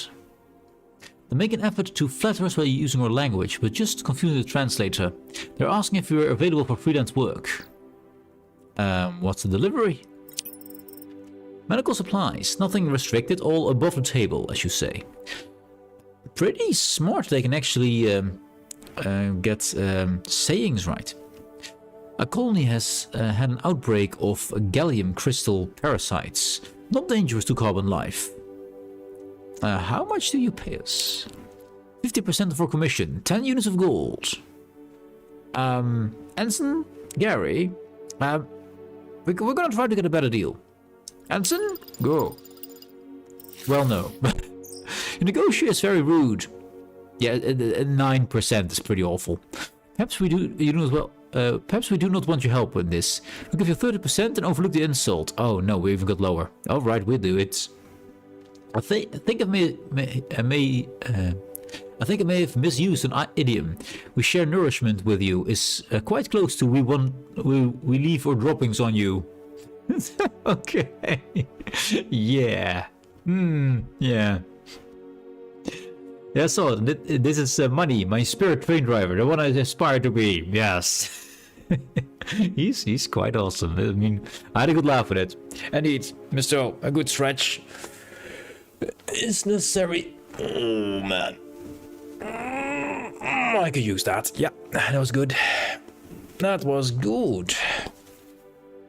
I watched too much anime yesterday. I went to bed 1 hour too late, so I have an hour less sleep, so I'm tired. It was a freaking good anime though. I'm gonna watch more of it. But maybe early so I can actually sleep on time. Alright, we'll do it. Very good. Transferring cargo to your hold now and transmitting delivery coordinates.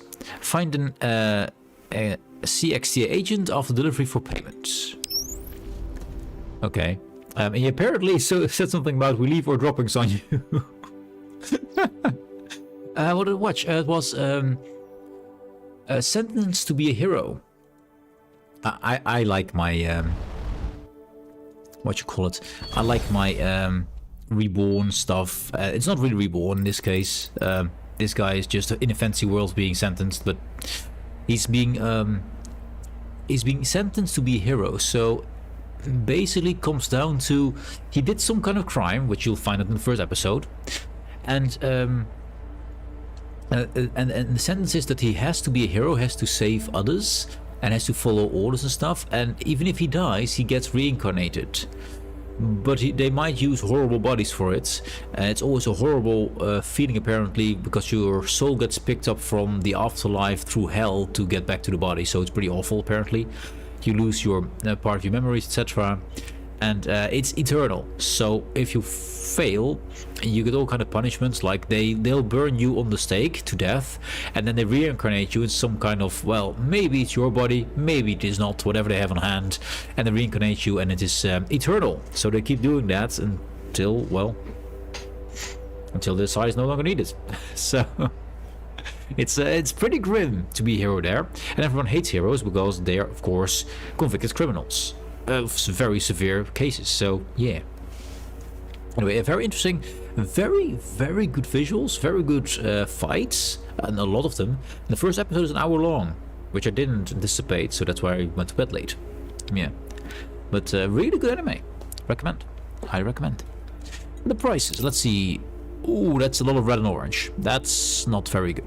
We don't want to buy or sell anything from them, I guess. I mean, uranium selling is okay. That's it. The rest is just awful. Also, uranium pie, 94% extra on base price. Let's not sell anything to these guys. Let's just not. I mean, I did need them for other things, but not right now. So we got our resources. How much did we get actually? We got some titanium. We got enough yttrium. I'm not sure how much we needed. I think we need 25 titanium for the tier 2 cannons, right? So I think we need a little bit more. So I'm not going to buy. Also, we got this medical. Let's check this out, because this is the one we're going to deliver. But it's supposed to contain medical equipment. Does it actually contain medical equipment? Would be nice to know. Organic compounds used for synthesizing a wide range of medical treatments for silicon-based life forms. Seems fair. Seems fine. At least we checked it. That we don't deliver some kind of contraband somewhere and just then get, you know, the police comes over and is like, no, you cannot do this. So here's the medical delivery, and there's our own allies. Of course we go first for the medical delivery and ignore our allies. That's how we do, right? I mean, it's side missions first. Allies, they'll probably survive. They're allies. Also, I did see this star over here. Let's go check this out, because it's right there. I mean, it's right there.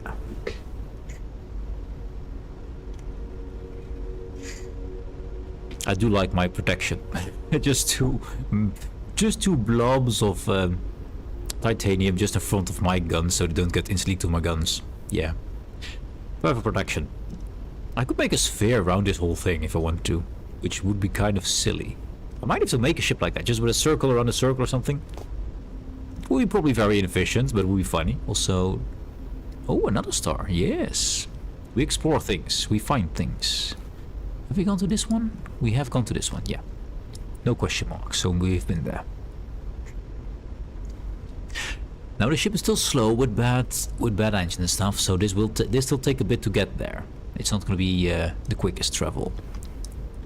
But we're not deterred. We will explore the galaxy. Inefficient if it has to be.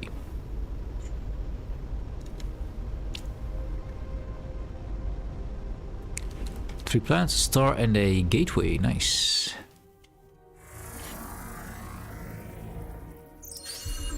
No anomalies, but some Regis points. There's a natural layer of etherine not far from this planet's core. Unfortunately, the lander will be crushed far above the depth. Yeah. You don't really want to go and land on gas giants, which some gas giants here actually allow you to land on them, which is odd, but sure.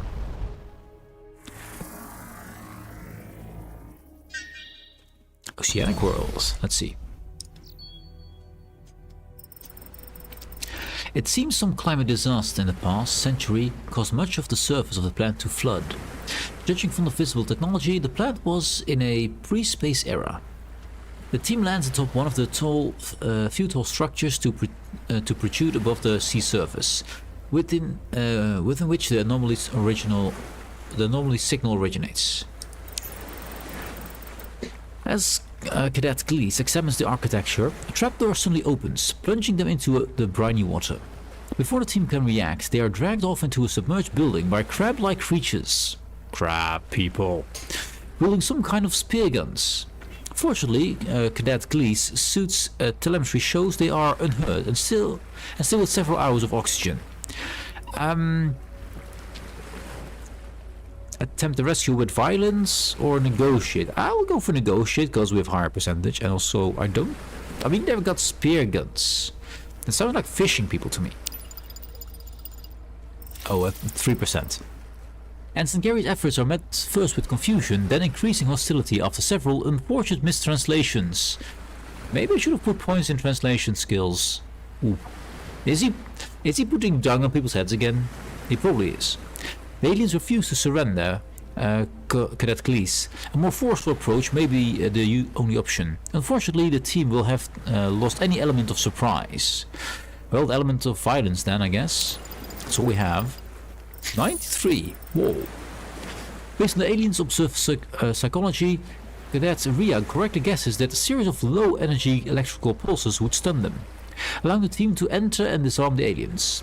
By the time they recovered their senses, the captors had become the prisoners. The creatures offered their apologies and reparations for the misunderstanding. I'm pretty sure our guy once again told them to put poo in their heads. We got aluminum, I guess, and some not too happy aliens. Yeah, I know that. I've been playing Works and Resources Soviet Republic, and I just want to optimize my transfer between my city and industry district, so what should take like half an hour, I played like 3 hours. That's the Google thing about games. The time doesn't matter. As long as you have fun doing it, it doesn't matter. I've in this game, or my big playthrough by the way, you have a part of space like this. I went with a ship around this, around it, and around it. It took me 4 freaking hours. Of course I was having some kind of video on the other screen, just to make sure I didn't miss any extra exploration things. Because there are some things hidden around, which are really cool. I'm gonna explore them later. Probably not on stream. Probably my ship has better engines though. And just go around and explore things, because that's fun. Even though it doesn't always result in the thing you need, it just, you play the game to have fun. If it can take 10 minutes, you take 3 hours, as long as you're fun, it's fine. I've been analyzing the Red Raiders attacks. Based on their arrival warp signatures, I think I see a tactical pattern. I've marks on a map where I expect their main defenses to be. Okay, more Red Raiders then. Have we explored this whole... No, we got more rocks. Okay. What is this? Normally rocks are, if you look at these triangles, they are purple. Which normally means alien stuff, because the normal rocks and asteroids are orange. As you can see here, orange-yellow. This usually means manufactured stuff. So, what's this? Also, let's go to the star for a sec, just to see if it's a cool star. Sometimes it is, and then they say, science points for you, and I'll take those gladly. Also, Mr. Oh, I got a new microphone at the moment. How is the sound? Yesterday, I asked to save of camera, he said the sound was fine.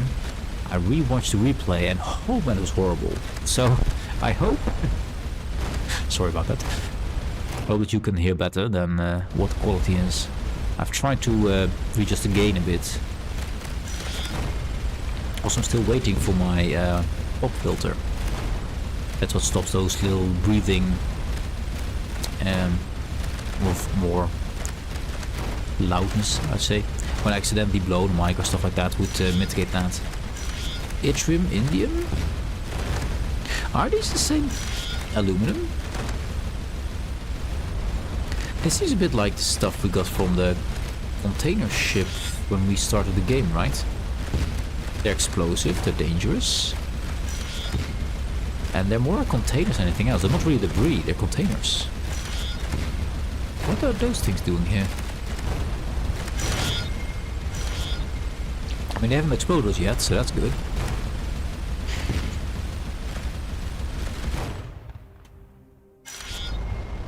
But any of those explosive little fire things can hurt us quite significantly, so I have to watch out not to hit those. If they explode violently. Like those. Even when they peter out over here, they do damage to you. Ah. Delivery. Deja vu. These containers have similar markings to the ones spilled by that cargo ship near Maya. Yeah. I wonder how they got here. I wonder that same thing. Yeah. I haven't scanned this planet yet, so let's scan it over here.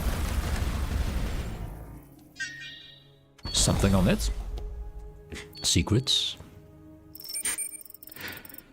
Several hundred square kilometers of this planet's surface are scarred with meteor impact craters. Most of the craters have little to no debris, the meteorite having vaporized on impact, but in some, a chunk of the slag remains. The team conducts a series of short flights in the lander, easily getting them up. Cadet pricks. They are obviously the result of the debris field orbiting the star, so yeah, these containers have been landing here. Titanium, we need that. Yttrium too. I got good stuff out of it, but yeah, that's... It seems like or Commander sent some other ships here. Maybe on a cargo ship? Bit close for comfort, but we're fine. Ooh, Starcom component. I mean, that kind of screams that it's... Or faction, right? We are Starcom. So why are the Starcom components here? It might not be telling us all secrets. We want to know all secrets. There. That's us. A device for controlling xenium reactions. Since this is our own technology, we're not likely to learn much scientifically from this debris. I mean, that makes sense. But that's... yeah. And the ship we... I've seen this kind of controller used by military division in some research projects. Extremely high energy, but impractical as a weapon. I mean, it's all top secret over here, so we should have a talk with these guys about that. Also, the star, and then we have to travel all the way over here. How much science do we have? I could see if I can get a bit better engines before we go that far away. Might be smart. But then it's me.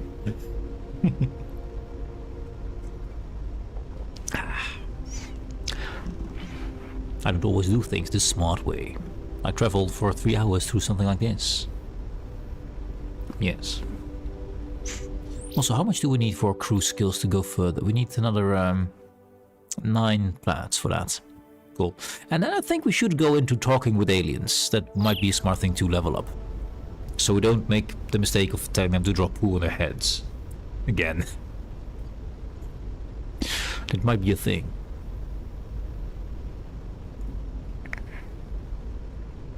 Going 104 over here. Void effect only 63%. It is lowering though, so we get close to the star. But that's a decent speed here.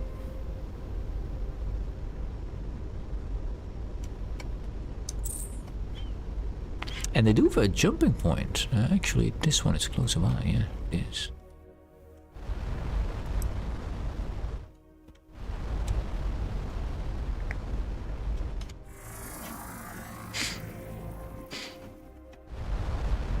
And now to think of that guy, the clip I sent you, Mr. O.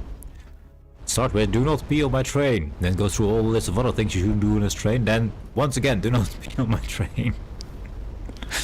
And I wonder, I saw the train he was driving in the video. Does that train come with toilets For some reason I think not.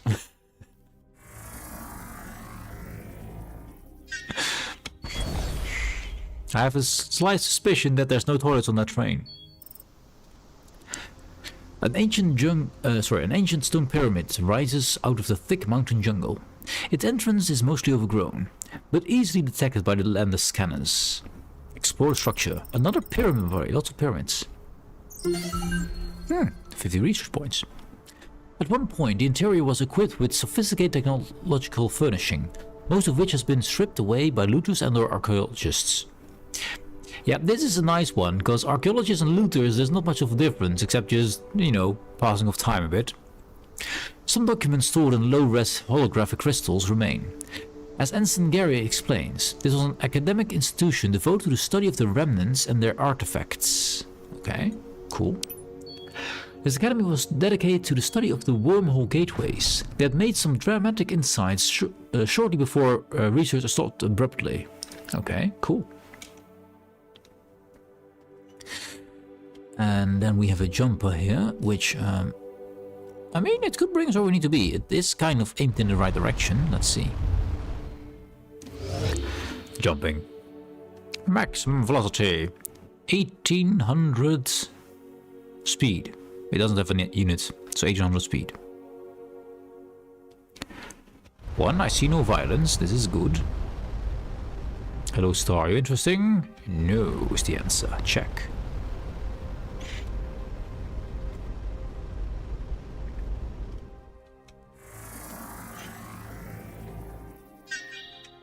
Deploy the team. Activate. An abandoned mining vessel sits in a local miasma of highly corrosive gas. Cadet Glees noticed that the hull appears to have been designed for this environment, but even so it is slowly being eaten away. There's potentially valuable resource inside, but the team will have to move fast once the hull is breached. We have minus 25%. I think we want some more engineering skill before going in here. I don't want to ruin my team, and we might get better results later, so I'm going to wait for this one.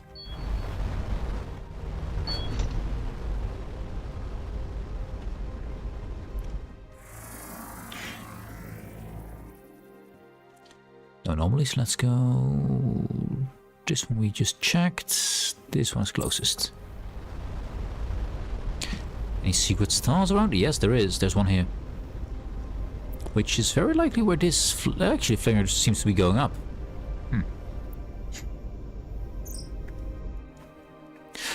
The structure is a crude facsimile of the remnant gateways. Ah, okay. Crude compared to the remnants, I mean, it would be a major engineering feat for Starcom. So these are simpler gateways, I guess? Less predictable, maybe? The core of this planet is rotating fast on the surface due to partial tidal lock. A liquid layer acts as a lubricant. Lubrication. Another portal. This large artifact is quite advanced, but is at least within the technological space we can comprehend. Glyphs on the structure's surface translate to heretic portal. Heretic. There's an interface for remote access, but the directions for access seem to be encrypted. Okay, we don't know how to use it yet. Check.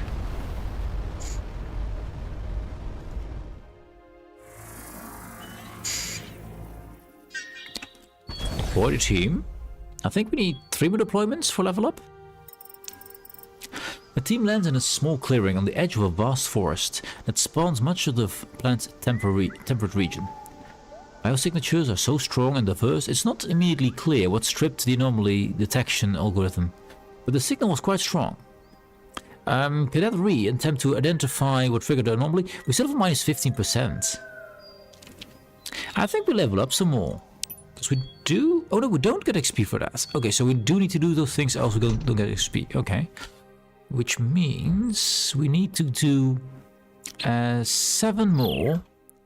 Which I have a bit more faith that we actually achieve it. So we'll... I'll leave this for now.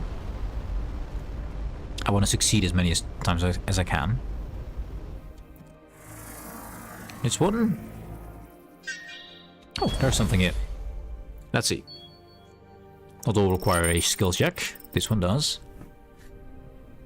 A large antenna structure is the only technological object on this rocky planet. Sensors detect regular long-range transmissions of unknown content. The outside of the surface is covered in glyphs that the universal translator interprets as roughly meaning sincere warning, danger on opening, high energy risk from tampering. Scans predict platinum and copper. Ensign Gary, I think the translator is off on this one. It's close to devout warning, heretic portal opening monitor, attack response on tamper detection. We can tamper with it. We can dismantle it. We can try to analyze the purpose. It's apparently trying to monitor that portal that we have up here somewhere. Yeah, once again, I think we hold off, right? Or we just do it.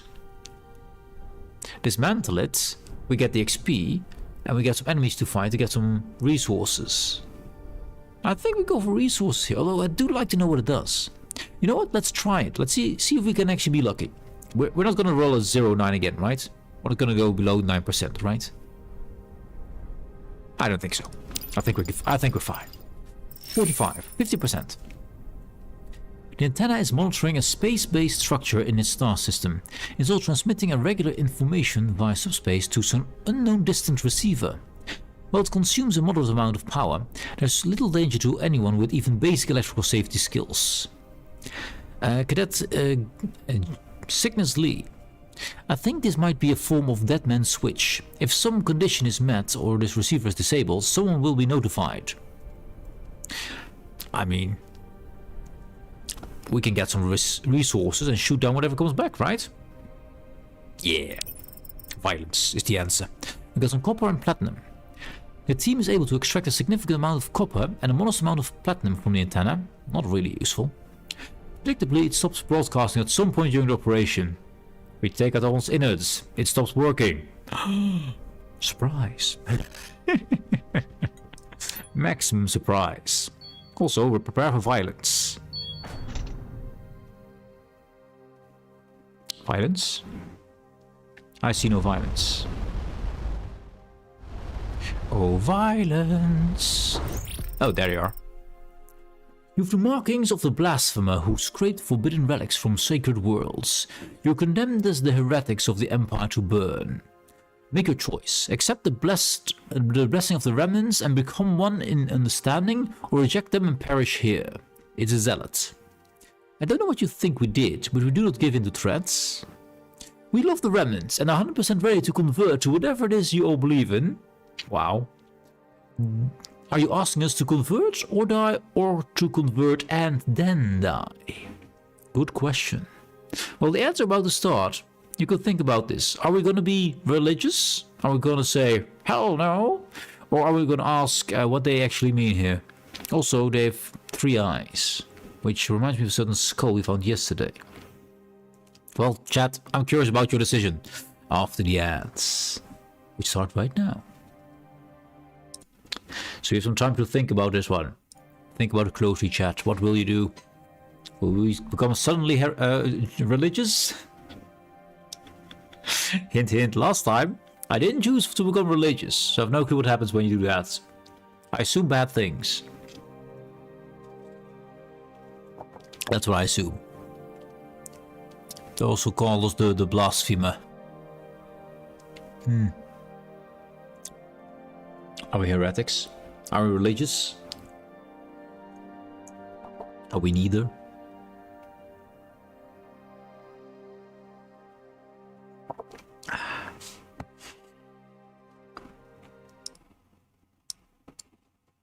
I'll stop the music whenever I alt-tab. That is a thing. It is a thing which I wish I could change, but that's a small thing. I need to...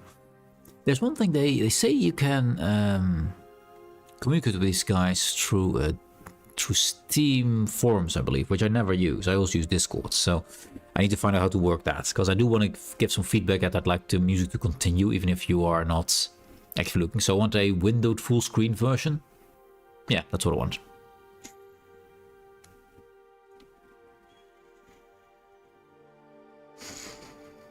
Depends on you. That's not the way I ask employ. That doesn't help.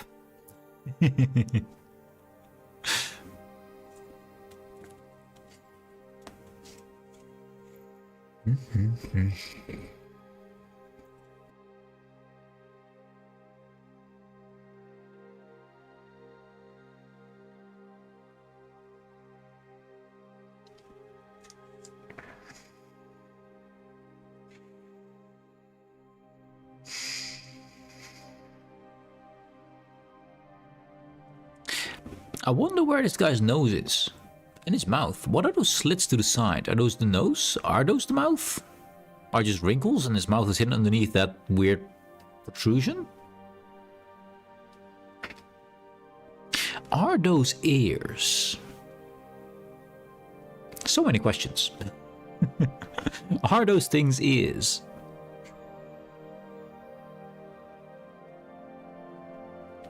Welcome back, guys. We had a very important question here. Are those things ears? Are those things ears on the side of his head?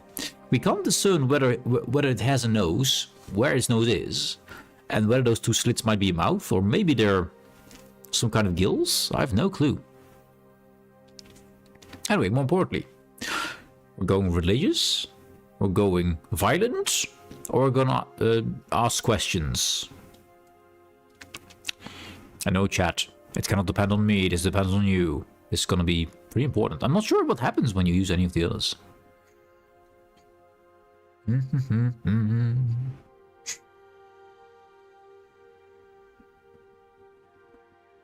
I don't know what you think we did, but we do not give in to threats. Sounds like violence and, you know, standing your ground.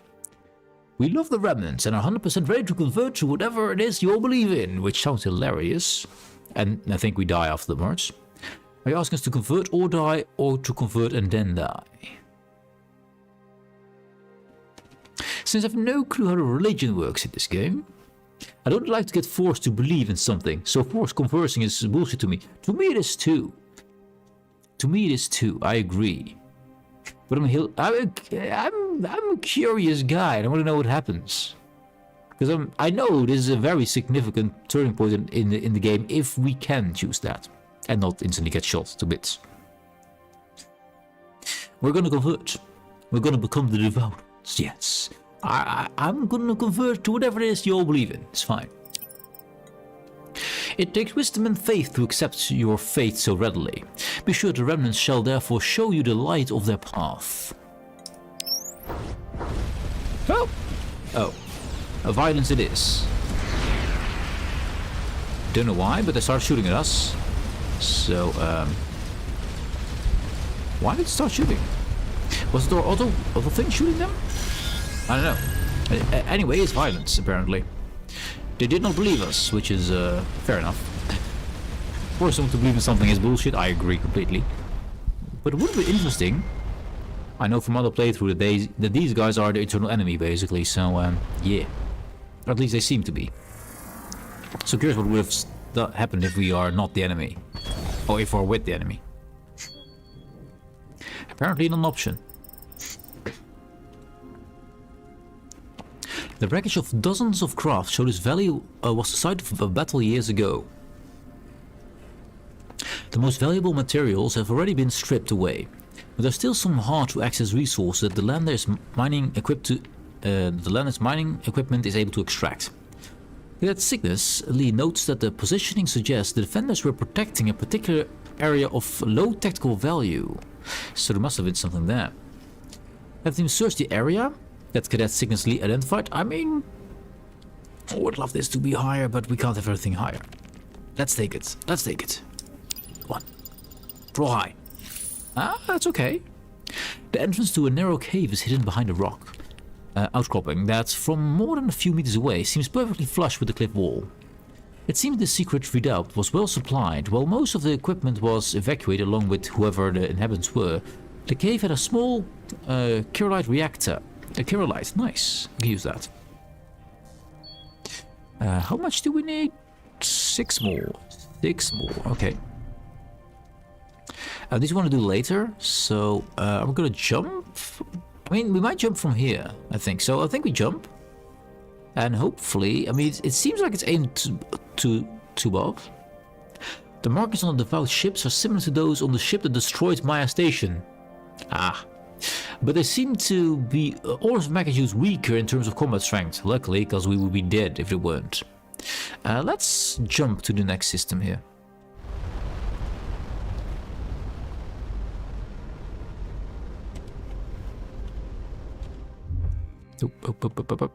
Back. Oh, well, there we go. There we go.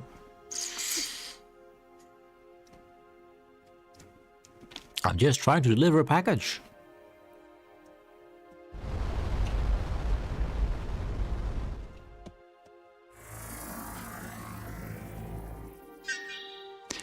Deploy team.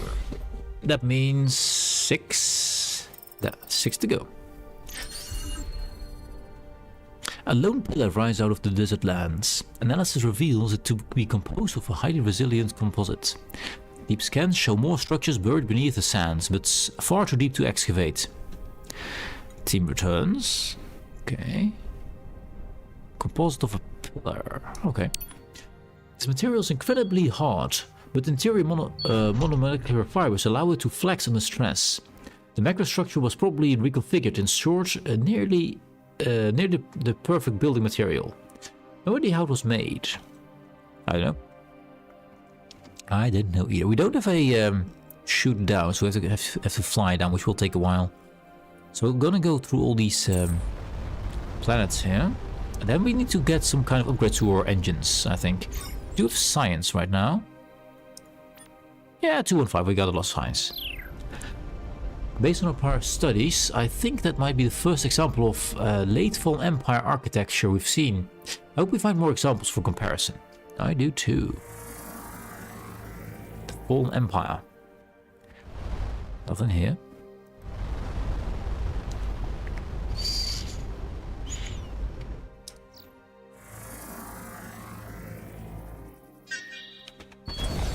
This game plays kind of simplistic. The gameplay loop is not too difficult, but the story is great. And also, I love all the pictures they've made.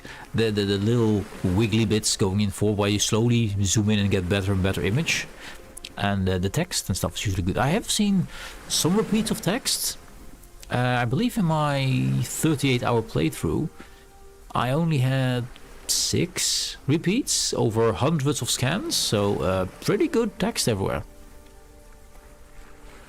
An island archipelago is dotted with settlements that defy standard technological progression analysis. They've not achieved space flights, or any flight beyond simple gliders, but have other technologies only a few decades behind their own. Despite their lack of rocketry, they give the survey landers' arrival only modest attention. A representative of the local potentate greets the team. Via a translator, she explains that they have access to resources they know star travelers prize greatly, and are happy to trade. While the monetary base is silver, they particularly need aluminum for their gliders, which is the primary form of transportation.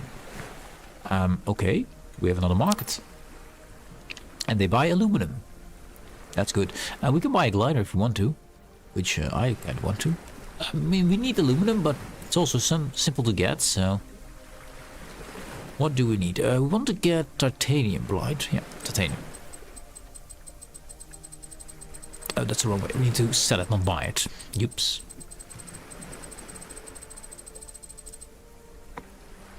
$125 seems fine. I can make it down to 100.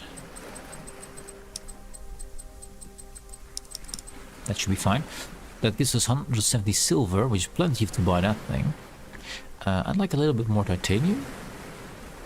And we already have one of these. Of course, we just got one. Anything we have sell price, one buy price that are low. They sell uranium for relatively cheap. I don't have a reason for it yet though. So I think I mean, titanium is pretty expensive. I'm gonna keep the silver. Yeah, and then we just get the island glider. Call it good.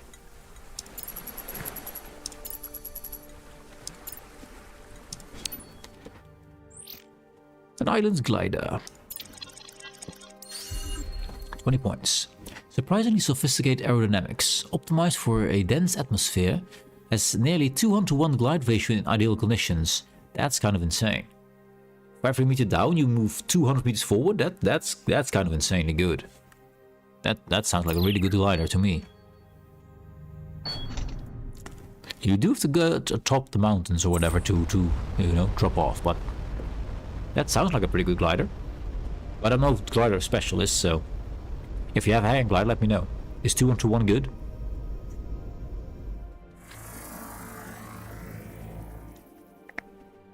Nothing here. We got another jump point.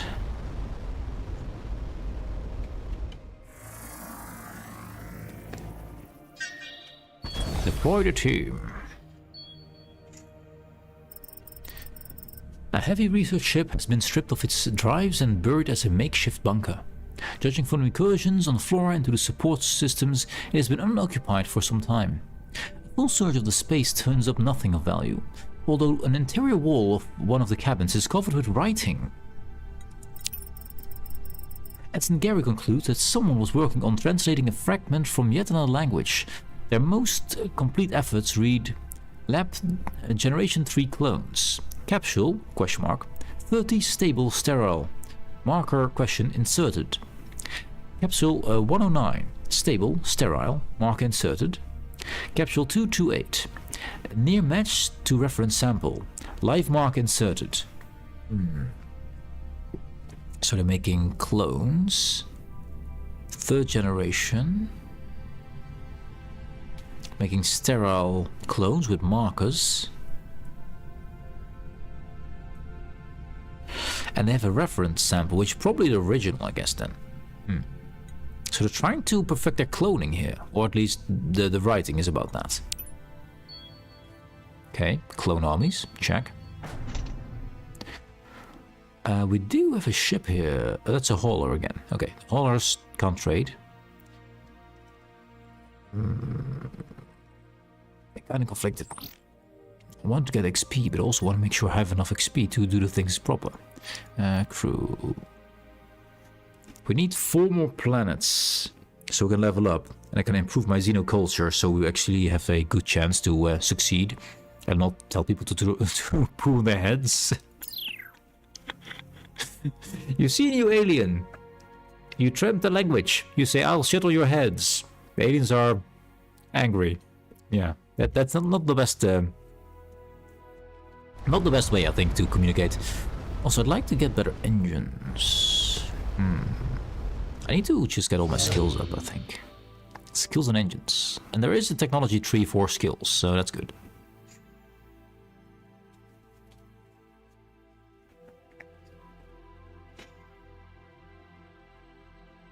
That was 1900, that was a lot. Oh, we got another warp gate, nice. A gateway, check. Star interesting. Nope.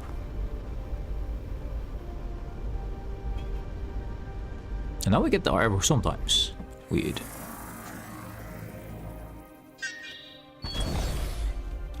Team go. I think this is 4.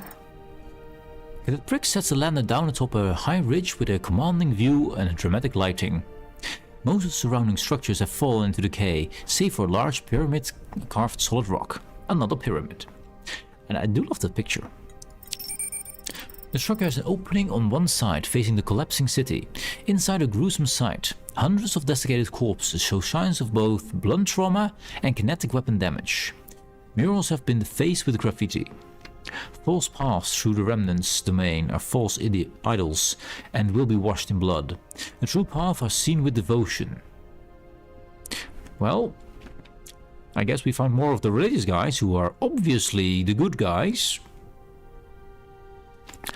According to Cadadria, one of the corpses has a foreign object inside its digestive tract. Dissect the corpse. Cut it open. A kaleidoscope. The individual apparently swallowed this object prior to their death. Cadadria notes that given their anatomy, this would eventually have killed them without surgical intervention. So it knew it was going to die and it tried to hide it before it died. It knew it was dead anyway. What did we get out of its gullets? Kaleidoscope. This device ingeniously stores fairly high density data in a crystalline structure. shining a bright light through one and reveals consistent binary pattern through the other, with an error correction mechanism. Oddly, the data seems completely random. Is that a encryption key? We've now catalogued structures of similar style across multiple planets. While many civilizations build pyramids, this distinctive relief faceting is unusual and strongly points to a construction by a common culture. Yeah, the pyramids seem all from the same culture. Indeed. Maybe from whomever made the remnants.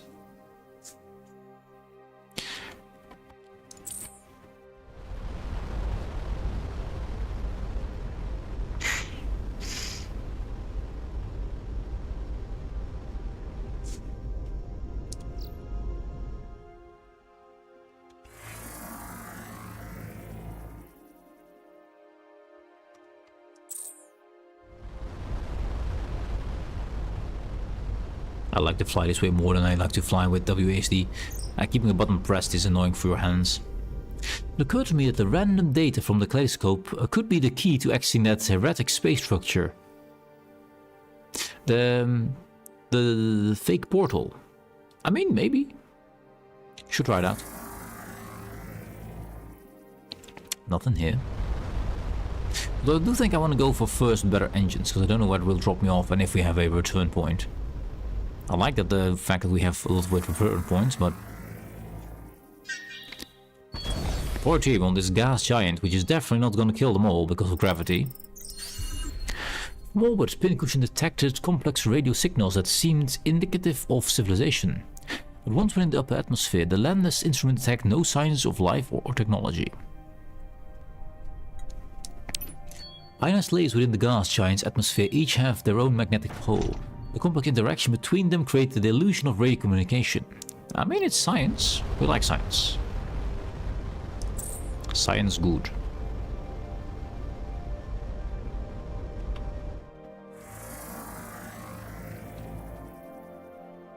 Nothing here.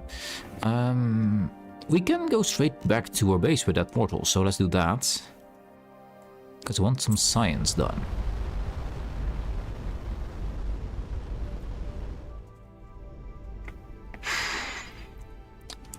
So, skills and portals, if possible. There's the guy again. Hello, guy. Did we look at what his stuff was for cheap? Not sure if we checked that out. Hello, sir. Ooh, we found a ring portal. What do you know about this technology? The academics of the Fallen Empire learned much about the remnants. For their quest to preserve knowledge, they were named heretics by the devout and purged from the galaxy. Wow. Preserving knowledge is heretical, apparently. They used these portals to flee into the void and took the secrets of the workings with them. We've encountered a group who call themselves the Devout. Yeah, those Devout. Do you know them? They're a fanatical religious group that formed in the very late Empire. They either flourished in the vacuum created by its fall, or their appearance triggered it. Both theories have some evidence to support. Interacting with remnant artifacts, even in the gateways, is forbidden by anyone but their own priests. Deep study of their mysteries is forbidden. We do not get along with them. The ship's had markings similar to a vessel that easily destroyed one of our stations. Could have been one of theirs? If the station was anything like your Kaleno, that seems well beyond their known capabilities. Their strength lies more in quantity than quality. But we've heard reports that the Devout have made several recent discoveries that they are in the process of weaponizing. It's possible that the ship is an advanced prototype for their new fleet. If so, that is a terrifying development. Until now, they've been forced to rely on demagoguery and proselytizing to expand their sphere of influence. What is a star lance? A remnant artifact. Details are vague, but they apparently are quite massive and powerful. The earliest account we have found described them as taking the beating heart of a star and casting it into a jewel. Old Empire is frustratingly allegorical, but we would very much love to examine such an artifact. Anything else? Trade. Oh yeah, the beryllium they bought for a pretty good price. They don't really sell much. I mean, they sell aluminum for an okay price. The rest, I mean, they do also buy platinum. decently. But I'd like to keep what we have. And they don't really care for silver, it seems. I mean, they care for silver as their currency, but don't really want to sell anything now. Nope, nope, it's fine. Oh, don't crash into them. Let's see what the science hippies have to say. Science hippies. Let's make sure they don't crash into the station again. Research. So what do we want? We can go into fixed guns, for example, with 300 research points. I think I want to keep with my own turrets. They're just really good. I never really tried out the fixed guns, so it's interesting. Or tractor beam is good. I think we're going to skills here. Every crewman with 1 biomed increases battle station recovery speed. I like the word battle station. For 70 points. Okay.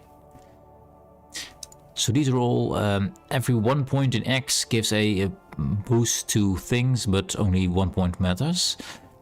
This is kind of good, actually. This is for observation, engineering, expected drops. Biomed stabilize themselves upon health. I don't really care about that. I was hoping to find communication. We didn't find it. I think it's... Observation is good, so we scan better. Better scanning. And with 1 observation skill, so viewpoint range, 5% up, 5% up here. Got another 80 points though. Engineering, repair rate. Repair rate is kind of important. And I kind of rely on that often when I'm just waiting for things to work out. At least 5 engineering has chance of saving ship from catastrophic damage at great personal peril. That I'm not sure about yet. We don't really have anything with 5 engineering. So I think we keep that one away for now. Resource spotters. The expected value of the resource drop by 50% up. I do want to get the second plasma weapons. Wait, never mind, I already have them. Never mind. Range of plasma projectiles. Yes, the range is good. Range is great. That's just game-changingly good, so I want to keep that. And I think we keep the rest for when we need it. There's nothing down here yet, so no. The barrel resolver. I can zoom out further. Don't really care about it right now. Getting more resources is good. And getting more resources is good. Yeah. And that's for Astro. Yeah. Just getting the economy going. Guess that's a good thing. Weapons. Plasma weapons. We still don't have enough titanium. We need 45 titanium. Ah, yes. How much do these have? Not so much. 44 titanium. I could do this. Now we have 44. They don't have titanium. They have aluminum. Dang it. Dang it. Hoping that will be enough. Actually, I see something we can do. We can do this. And then move that somewhere. There. So put you down there. No, fine. I can take care of that. Oh, that doesn't work. Dang it. Doesn't have connections. You, however, do. I will give you back your propulsion. No, small wing is what I want. Yes. And engine. Good. I lost my survey. I lost something else. I think it was just bulkheads though. So we got a scanner MK1 we lost. That's over there, never mind. Armor. No. I want weapons. I want the plasma MK2s because these have better damage and better DPS. And I can just put it on here. So that is a lot of draw on my poor little reactors. If I get rid of the two, let's put you there for a sec. Never mind. If you get rid of you two, peak roll 10.2. At 13.5. I think 10.2 is better, since this is a better version of what we have already, so that's good. We can't make a second one because we have no titanium. I hope we can get our stuff back though.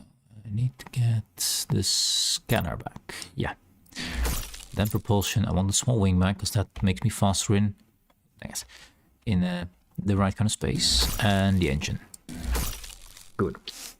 So this one is double the fire rate of one of these. So it has basically the same fire rate, but then with 10% more. Sorry, with 0.1 more. So a little bit more than double of these. And also should be more damage output. So I think that's better. We do need more energy, which we can just do. Another reactor. You know what? Instead of this one, put a reactor there. Yeah. And then energy, no, we want back to propulsion, engine, and the wing. Bam. That's good. How's our energy output? 11.2. We can afford it. Can I afford a weapon for the energy costs? Oh, Pete Ross, no, 12. Yeah, we can't do another weapon here. Unless I replace this one with another. We can't, because we don't have a Kyrolite. We have aluminum.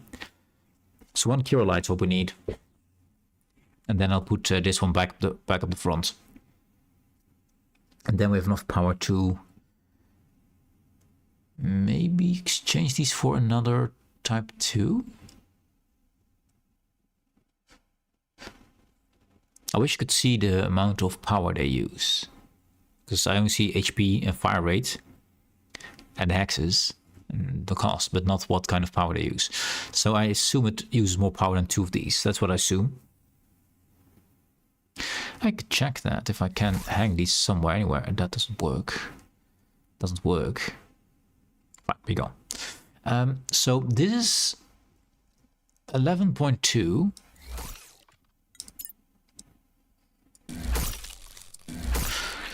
Also 11.2. So it is the exact same amount of power. That's good to know. That's good to know. So let's see. Also, ants are starting soon. Yeah, I see that. Didn't have a reactor. I had a scanner. That was it. Confused for a second there. Propulsion, backup, and backup. Good. That should do. So if we exchange these for a level 2, that's fine for energy purposes. All we require though is yttrium. We need 22 and we only have 18. We do get, actually we get 5 back from these, so that should be enough. No? Titanium. Titanium. I was looking at aluminum. These require aluminum, these require titanium. Yeah. Oops. Okay.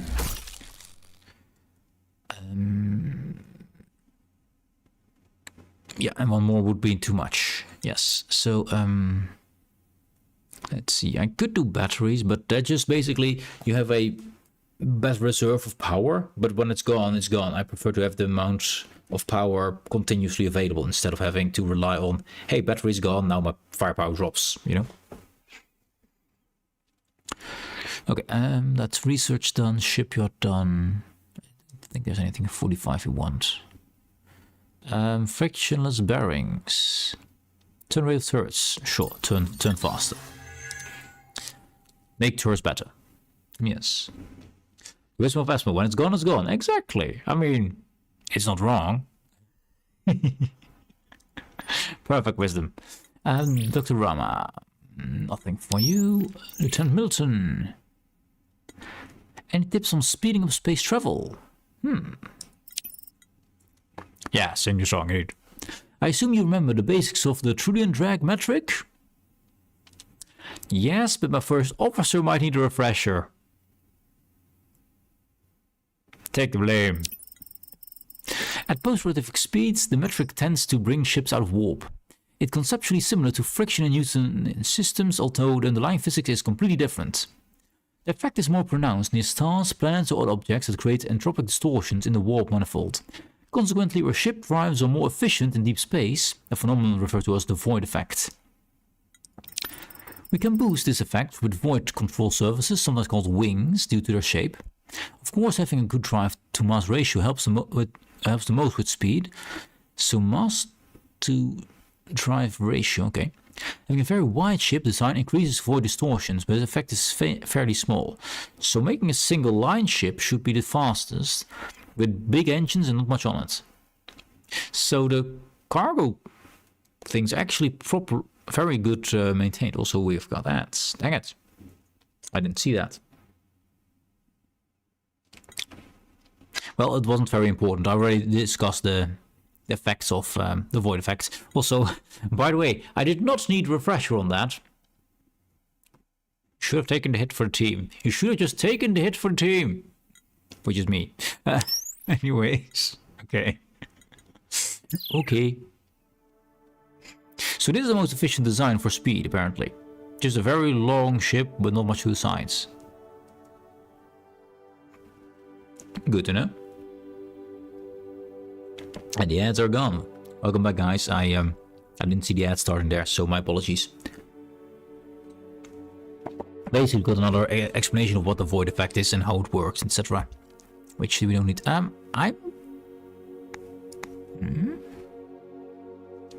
A raider attack pattern over here. So that's what the raiders are. Let's go see the raiders and get some more resources. Preferably titanium. Titanium. We need more of it. I need bigger ship. Ship's already okay-ish. This can be bigger. I see no violence around the map. No violence yet.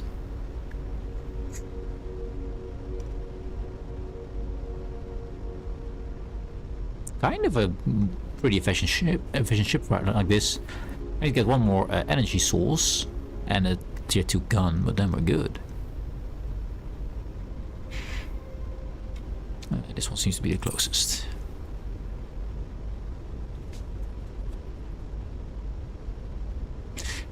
We found enemies.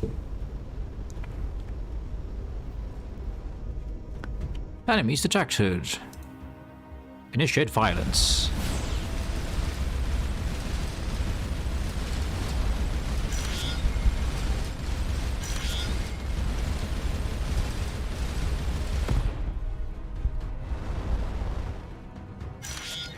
Titanium, perfect. That's what I wanted.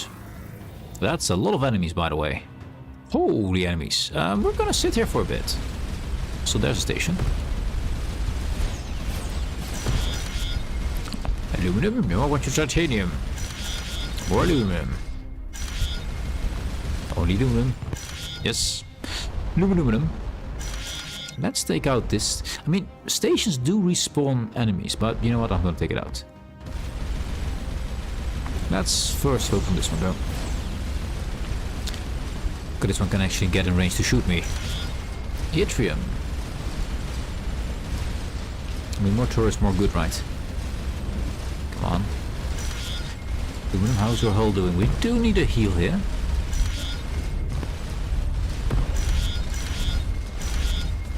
But they're all gone. So's the station.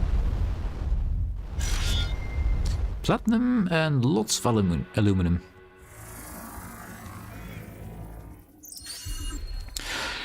Gas giants are usually 99% hydrogen. This giant is mostly helium, suggesting that this planet underwent partial fusion at some point. Okay, so tried to become a star and then was like, no, too much work. Too much work for one star.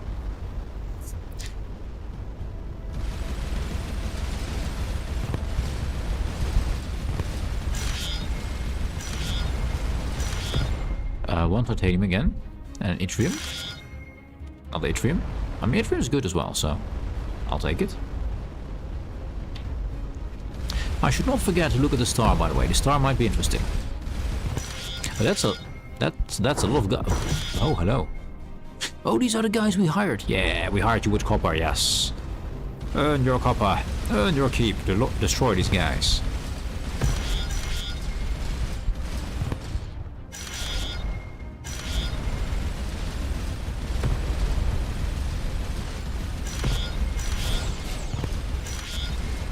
HP still doing good. We're about to get our heal back. I don't want that loot, so I don't want them to get away with loot from me.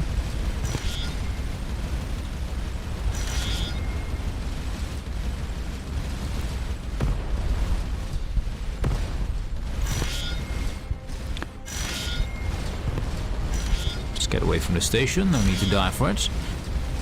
Did they? They did not kill the station up there, that's good. That means we can still get all the resources. And we outrange kind of the station. There it goes. HP is fine.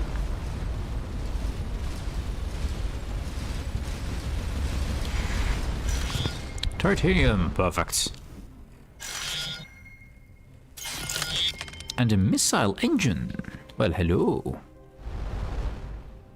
Well, hello, missile engine. Missile time? Undamaged missile thrust package. Part of an autonomous faster-than-light missile. And 40 extra research points. Nice.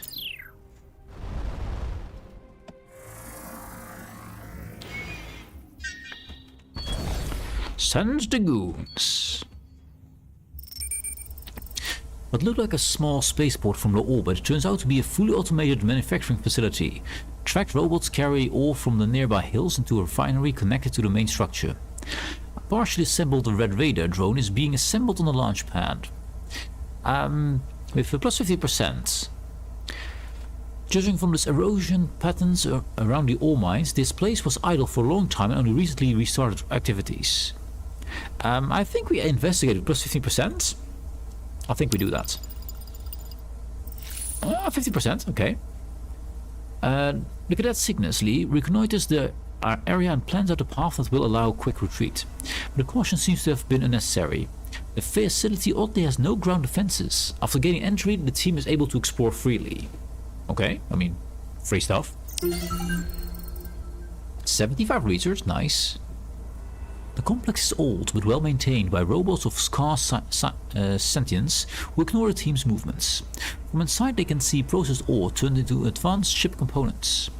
With the team's unfettered access to the systems, it seems like it should be simple to shut down the production. Shut it down.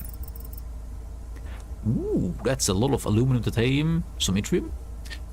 Cadet Glees identifies the main control system. After a bit of tinkering, the machine stops. With production halted, the team is able to help themselves to the processed ore. Yes, that's good loot. The process that creates the drone parts is very advanced. It's probably capable of automating almost any machine production. That sounds like it could do a lot more than just simple drones. Hopefully sees a fewer of these Red Raiders now. Oh wait, never mind. Free XP, come here.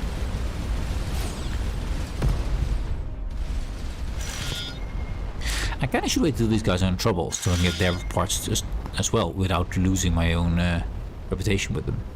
Would be nice. Slightly evil, but you know, I mean, they're paid in copper. Or blood, as they say. The Corvus planet is hexaoctahedral crystalline carbon, aka diamond. Roughly 24 carats in the classical units. I mean, hello diamonds. Check the star. Seems like a basic star. Yep. I do like that you see those lines like it's some kind of molecule. I do like that. Little art design detail I like.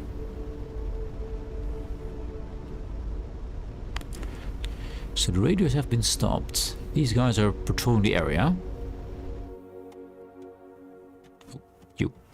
You sir. Can I trade with you? Okay, they buy neutronium for a good price, platinum for a good price, and uranium. They do have a large knife, which we want. We have the copper for it, so just give me a large knife. I don't really want to sell anything to them at the moment, so no. Thank you for giving me that thing. A large knife with a glittering edge. The edge is composed of a single molecule adamantine bonded to one side with titanium.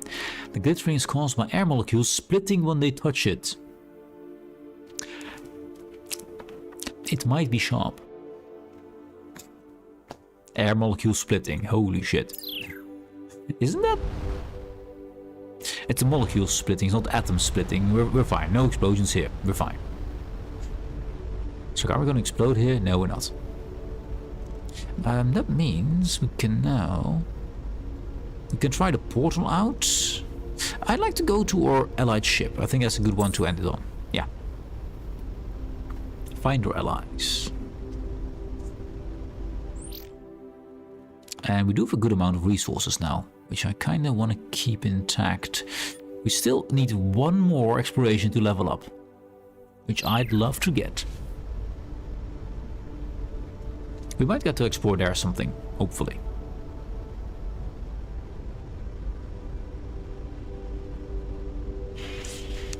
And one of the first things will be bigger engines, or more.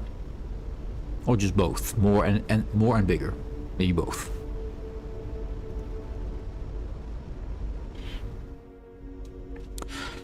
Teleportation. Wow. It's time to find our ally.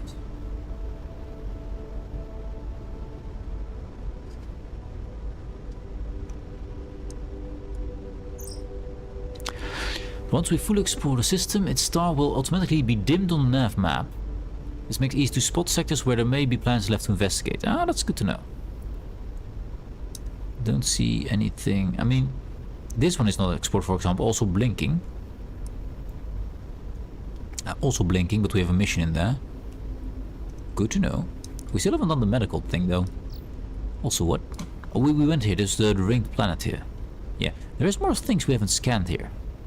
I thought we had everything. Apparently not. Nice, we can easily see that, though. What's wrong? I need this one. That's odd. I'm detecting a void drag effect, but the nearest celestial object on the scanner is too far away.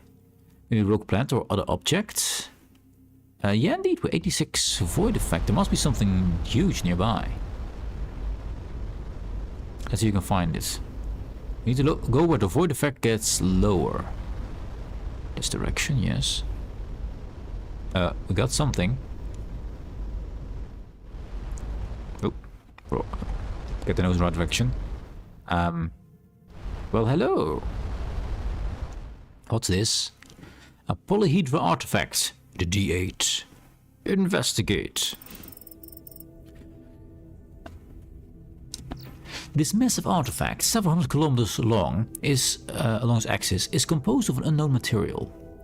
It at least determines that there is a door, but a component to operate it is missing. Based on the live connections, the required piece is triangular in shape and capable of conducting several hundred tetrawatts. Wow. Okay, so we need to find a key of some kind. This must be the source of the gravitational distortion. Scanner shows it's hundreds of times denser than solid neutronium. It's very dense, chat. It's very dense. Don't laugh at it. It's simply dense. You cannot make fun of it. It's simply dense. But we can.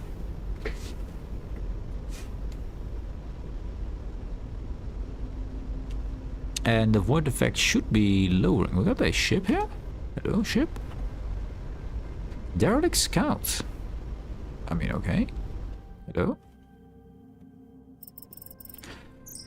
This wreck is fairly recent. It looks like it experienced explosive decompression during combat. There's some salvageable materials in the hold. Words are difficult sometimes. The scout ship has no armaments, but it must have been a one-sided fight. Yeah, if you have no weapons, then yes. Because how do we know it's a scout ship? Hello, portal. Activate.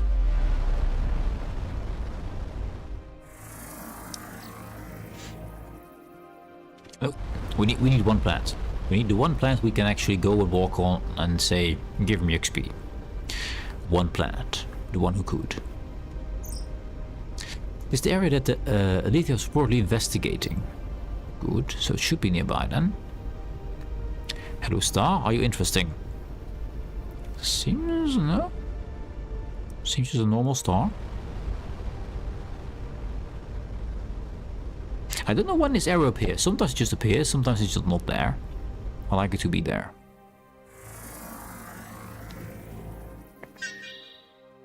Yes, deploy the team. Let's go level up. A cluster of carved stone pyramids are the only markers of civilization on this planet.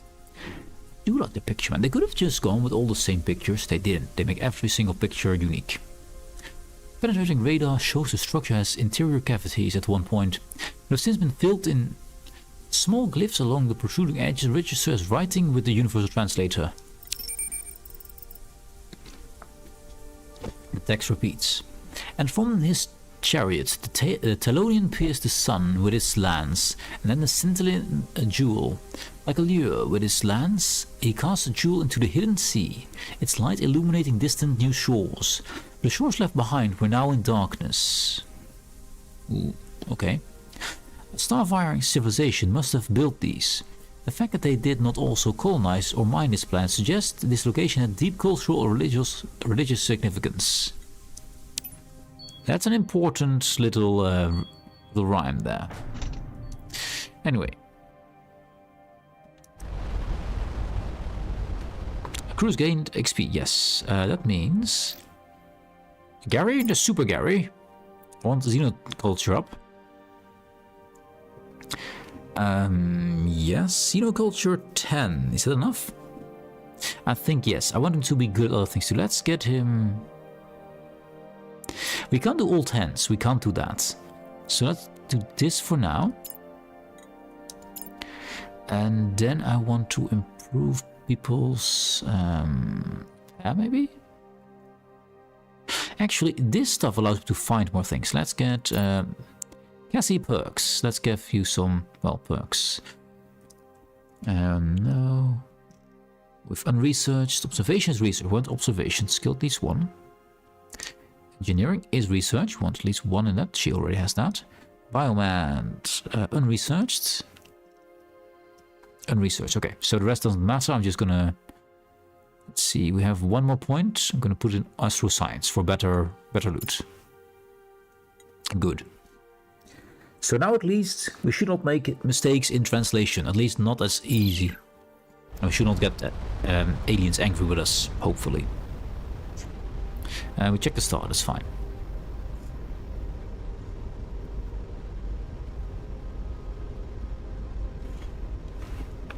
I like to keep the aliens happy, where they will assist us and like us and stuff. That's good. We're on a mission of peace. Also, I see enemies to shoot down, but still we're on a mission of peace. And just slight violence with these guys. Just light violence, it's fine. So they are actually hurting a lot. Holy hell. Okay, those cannons are no joke.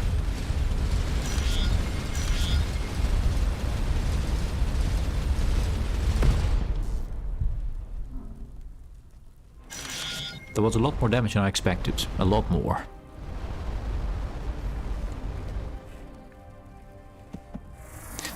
Wow, slightly toasty. Oh, nothing. Thought quick scan. So somewhere around here we should find our allies, or at least some sign of them. Deploy the team. This is an old impact crater. Ensign Perks knows that the lack of erosion forces belies true age. These jack-up thrusts will take hundreds of millennia to wear down. At the center of the crater is a recent excavation site. Its familiar layout suggests a Starcom survey team excavated whatever was here. There's the sign. So they are in the vicinity. We're looking for a ship's sign.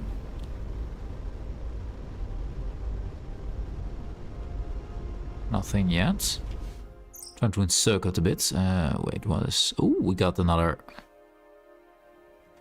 thing here. As we explore this region, it may be useful to make log entries of observations or things we should return to. Yeah, that's actually kind of good. I'll want a log of this planet.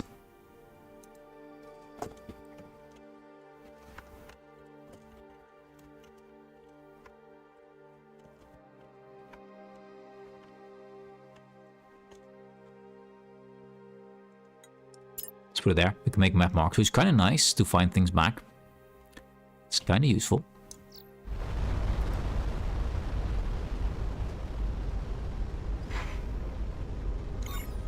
Sometimes you find a certain shop that has the best kind of sell your gold here or stuff like that, you know. Just to mark them down and you know from, without having to go there, what you can sell there. Stuff like that is useful. This plant is closer by for now. I mean, they're both close by. And we found a ship, the ALMIGTHY. So we found them. Let's first scan things. Because we can, and there it is. No anomalies. But we found our allies, I think. Hello? Oh, that's a different design I remember. Wait, that means they actually rebuilt a ship.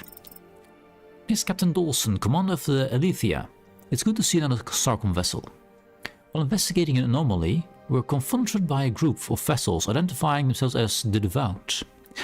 I'm not sure what we said wrong, but they started firing on us. They caught us by surprise and our reactor took heavy damage.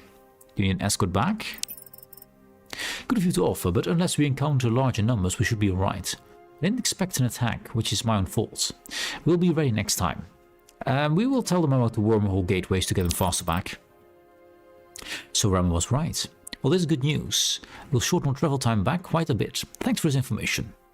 Did you find anything interesting? As a matter of fact, we did. When we were attacked, we had just finished investigating a reliquary in a meteor crater. Some interesting scrolls and a strange object. We haven't been able to analyze it due to the damage. We'll transfer it to your ship. Intricate triangles. Okay. Artifact thingy.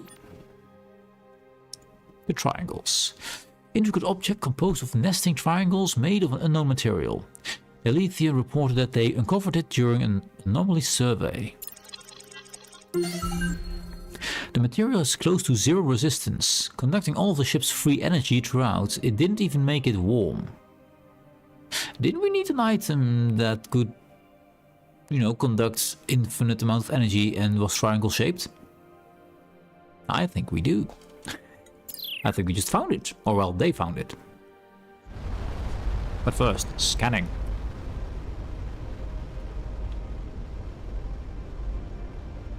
Not sure we scanned this one. We didn't. Nothing. Let's go there. Let's make sure we do a pass by the star again. It might be a cool star.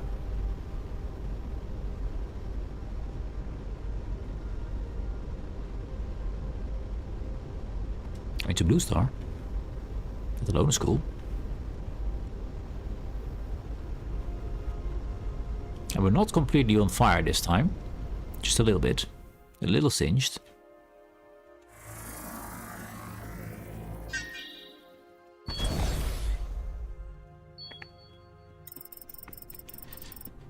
The anomaly is difficult to spot from the air.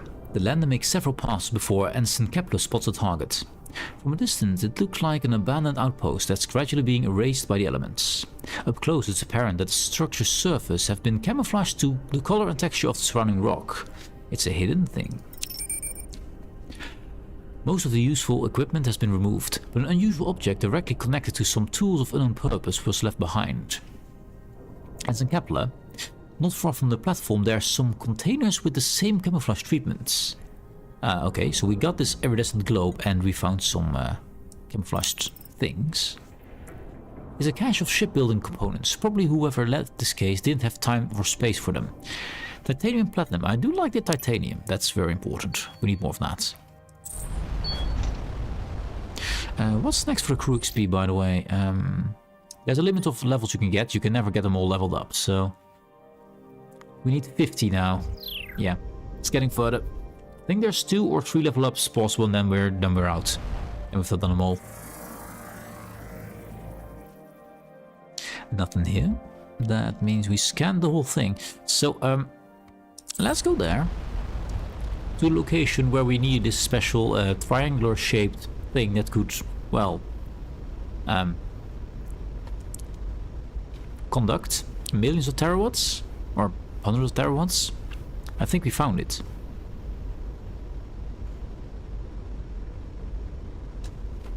think we did. More cargo. The globe. An irregular spheroid of an unknown composition. Its color changes with the shifting light. The object has the ability to change the color properties of certain hardened materials. Some reach points. Okay. I guess what I can tell you is just to allow you to change the color of your ship to get different colors. That's what it does. That's just a bit of cosmetics. It's fine.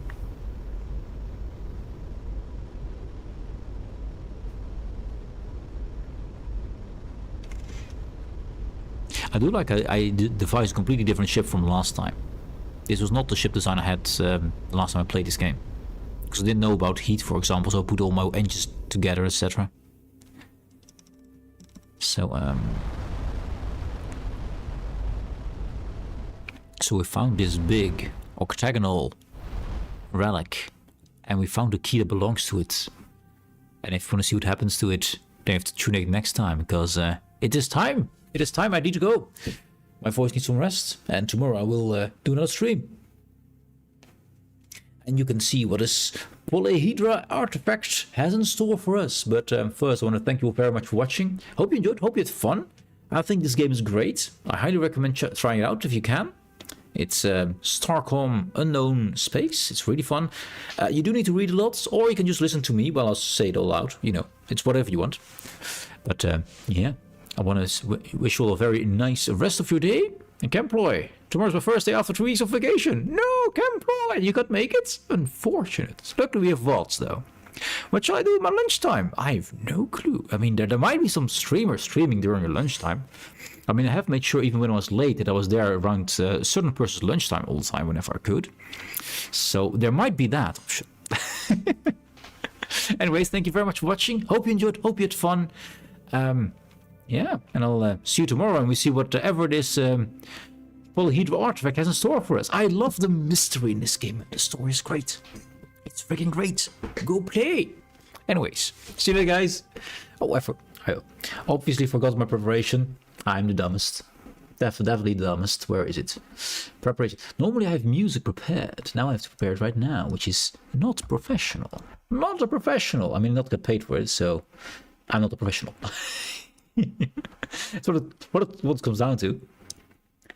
We have music. Hello, music. We go to next screen. If I can find it. There. Yeah. There we go. Music. See you later, guys. Have a good one. And bye-bye.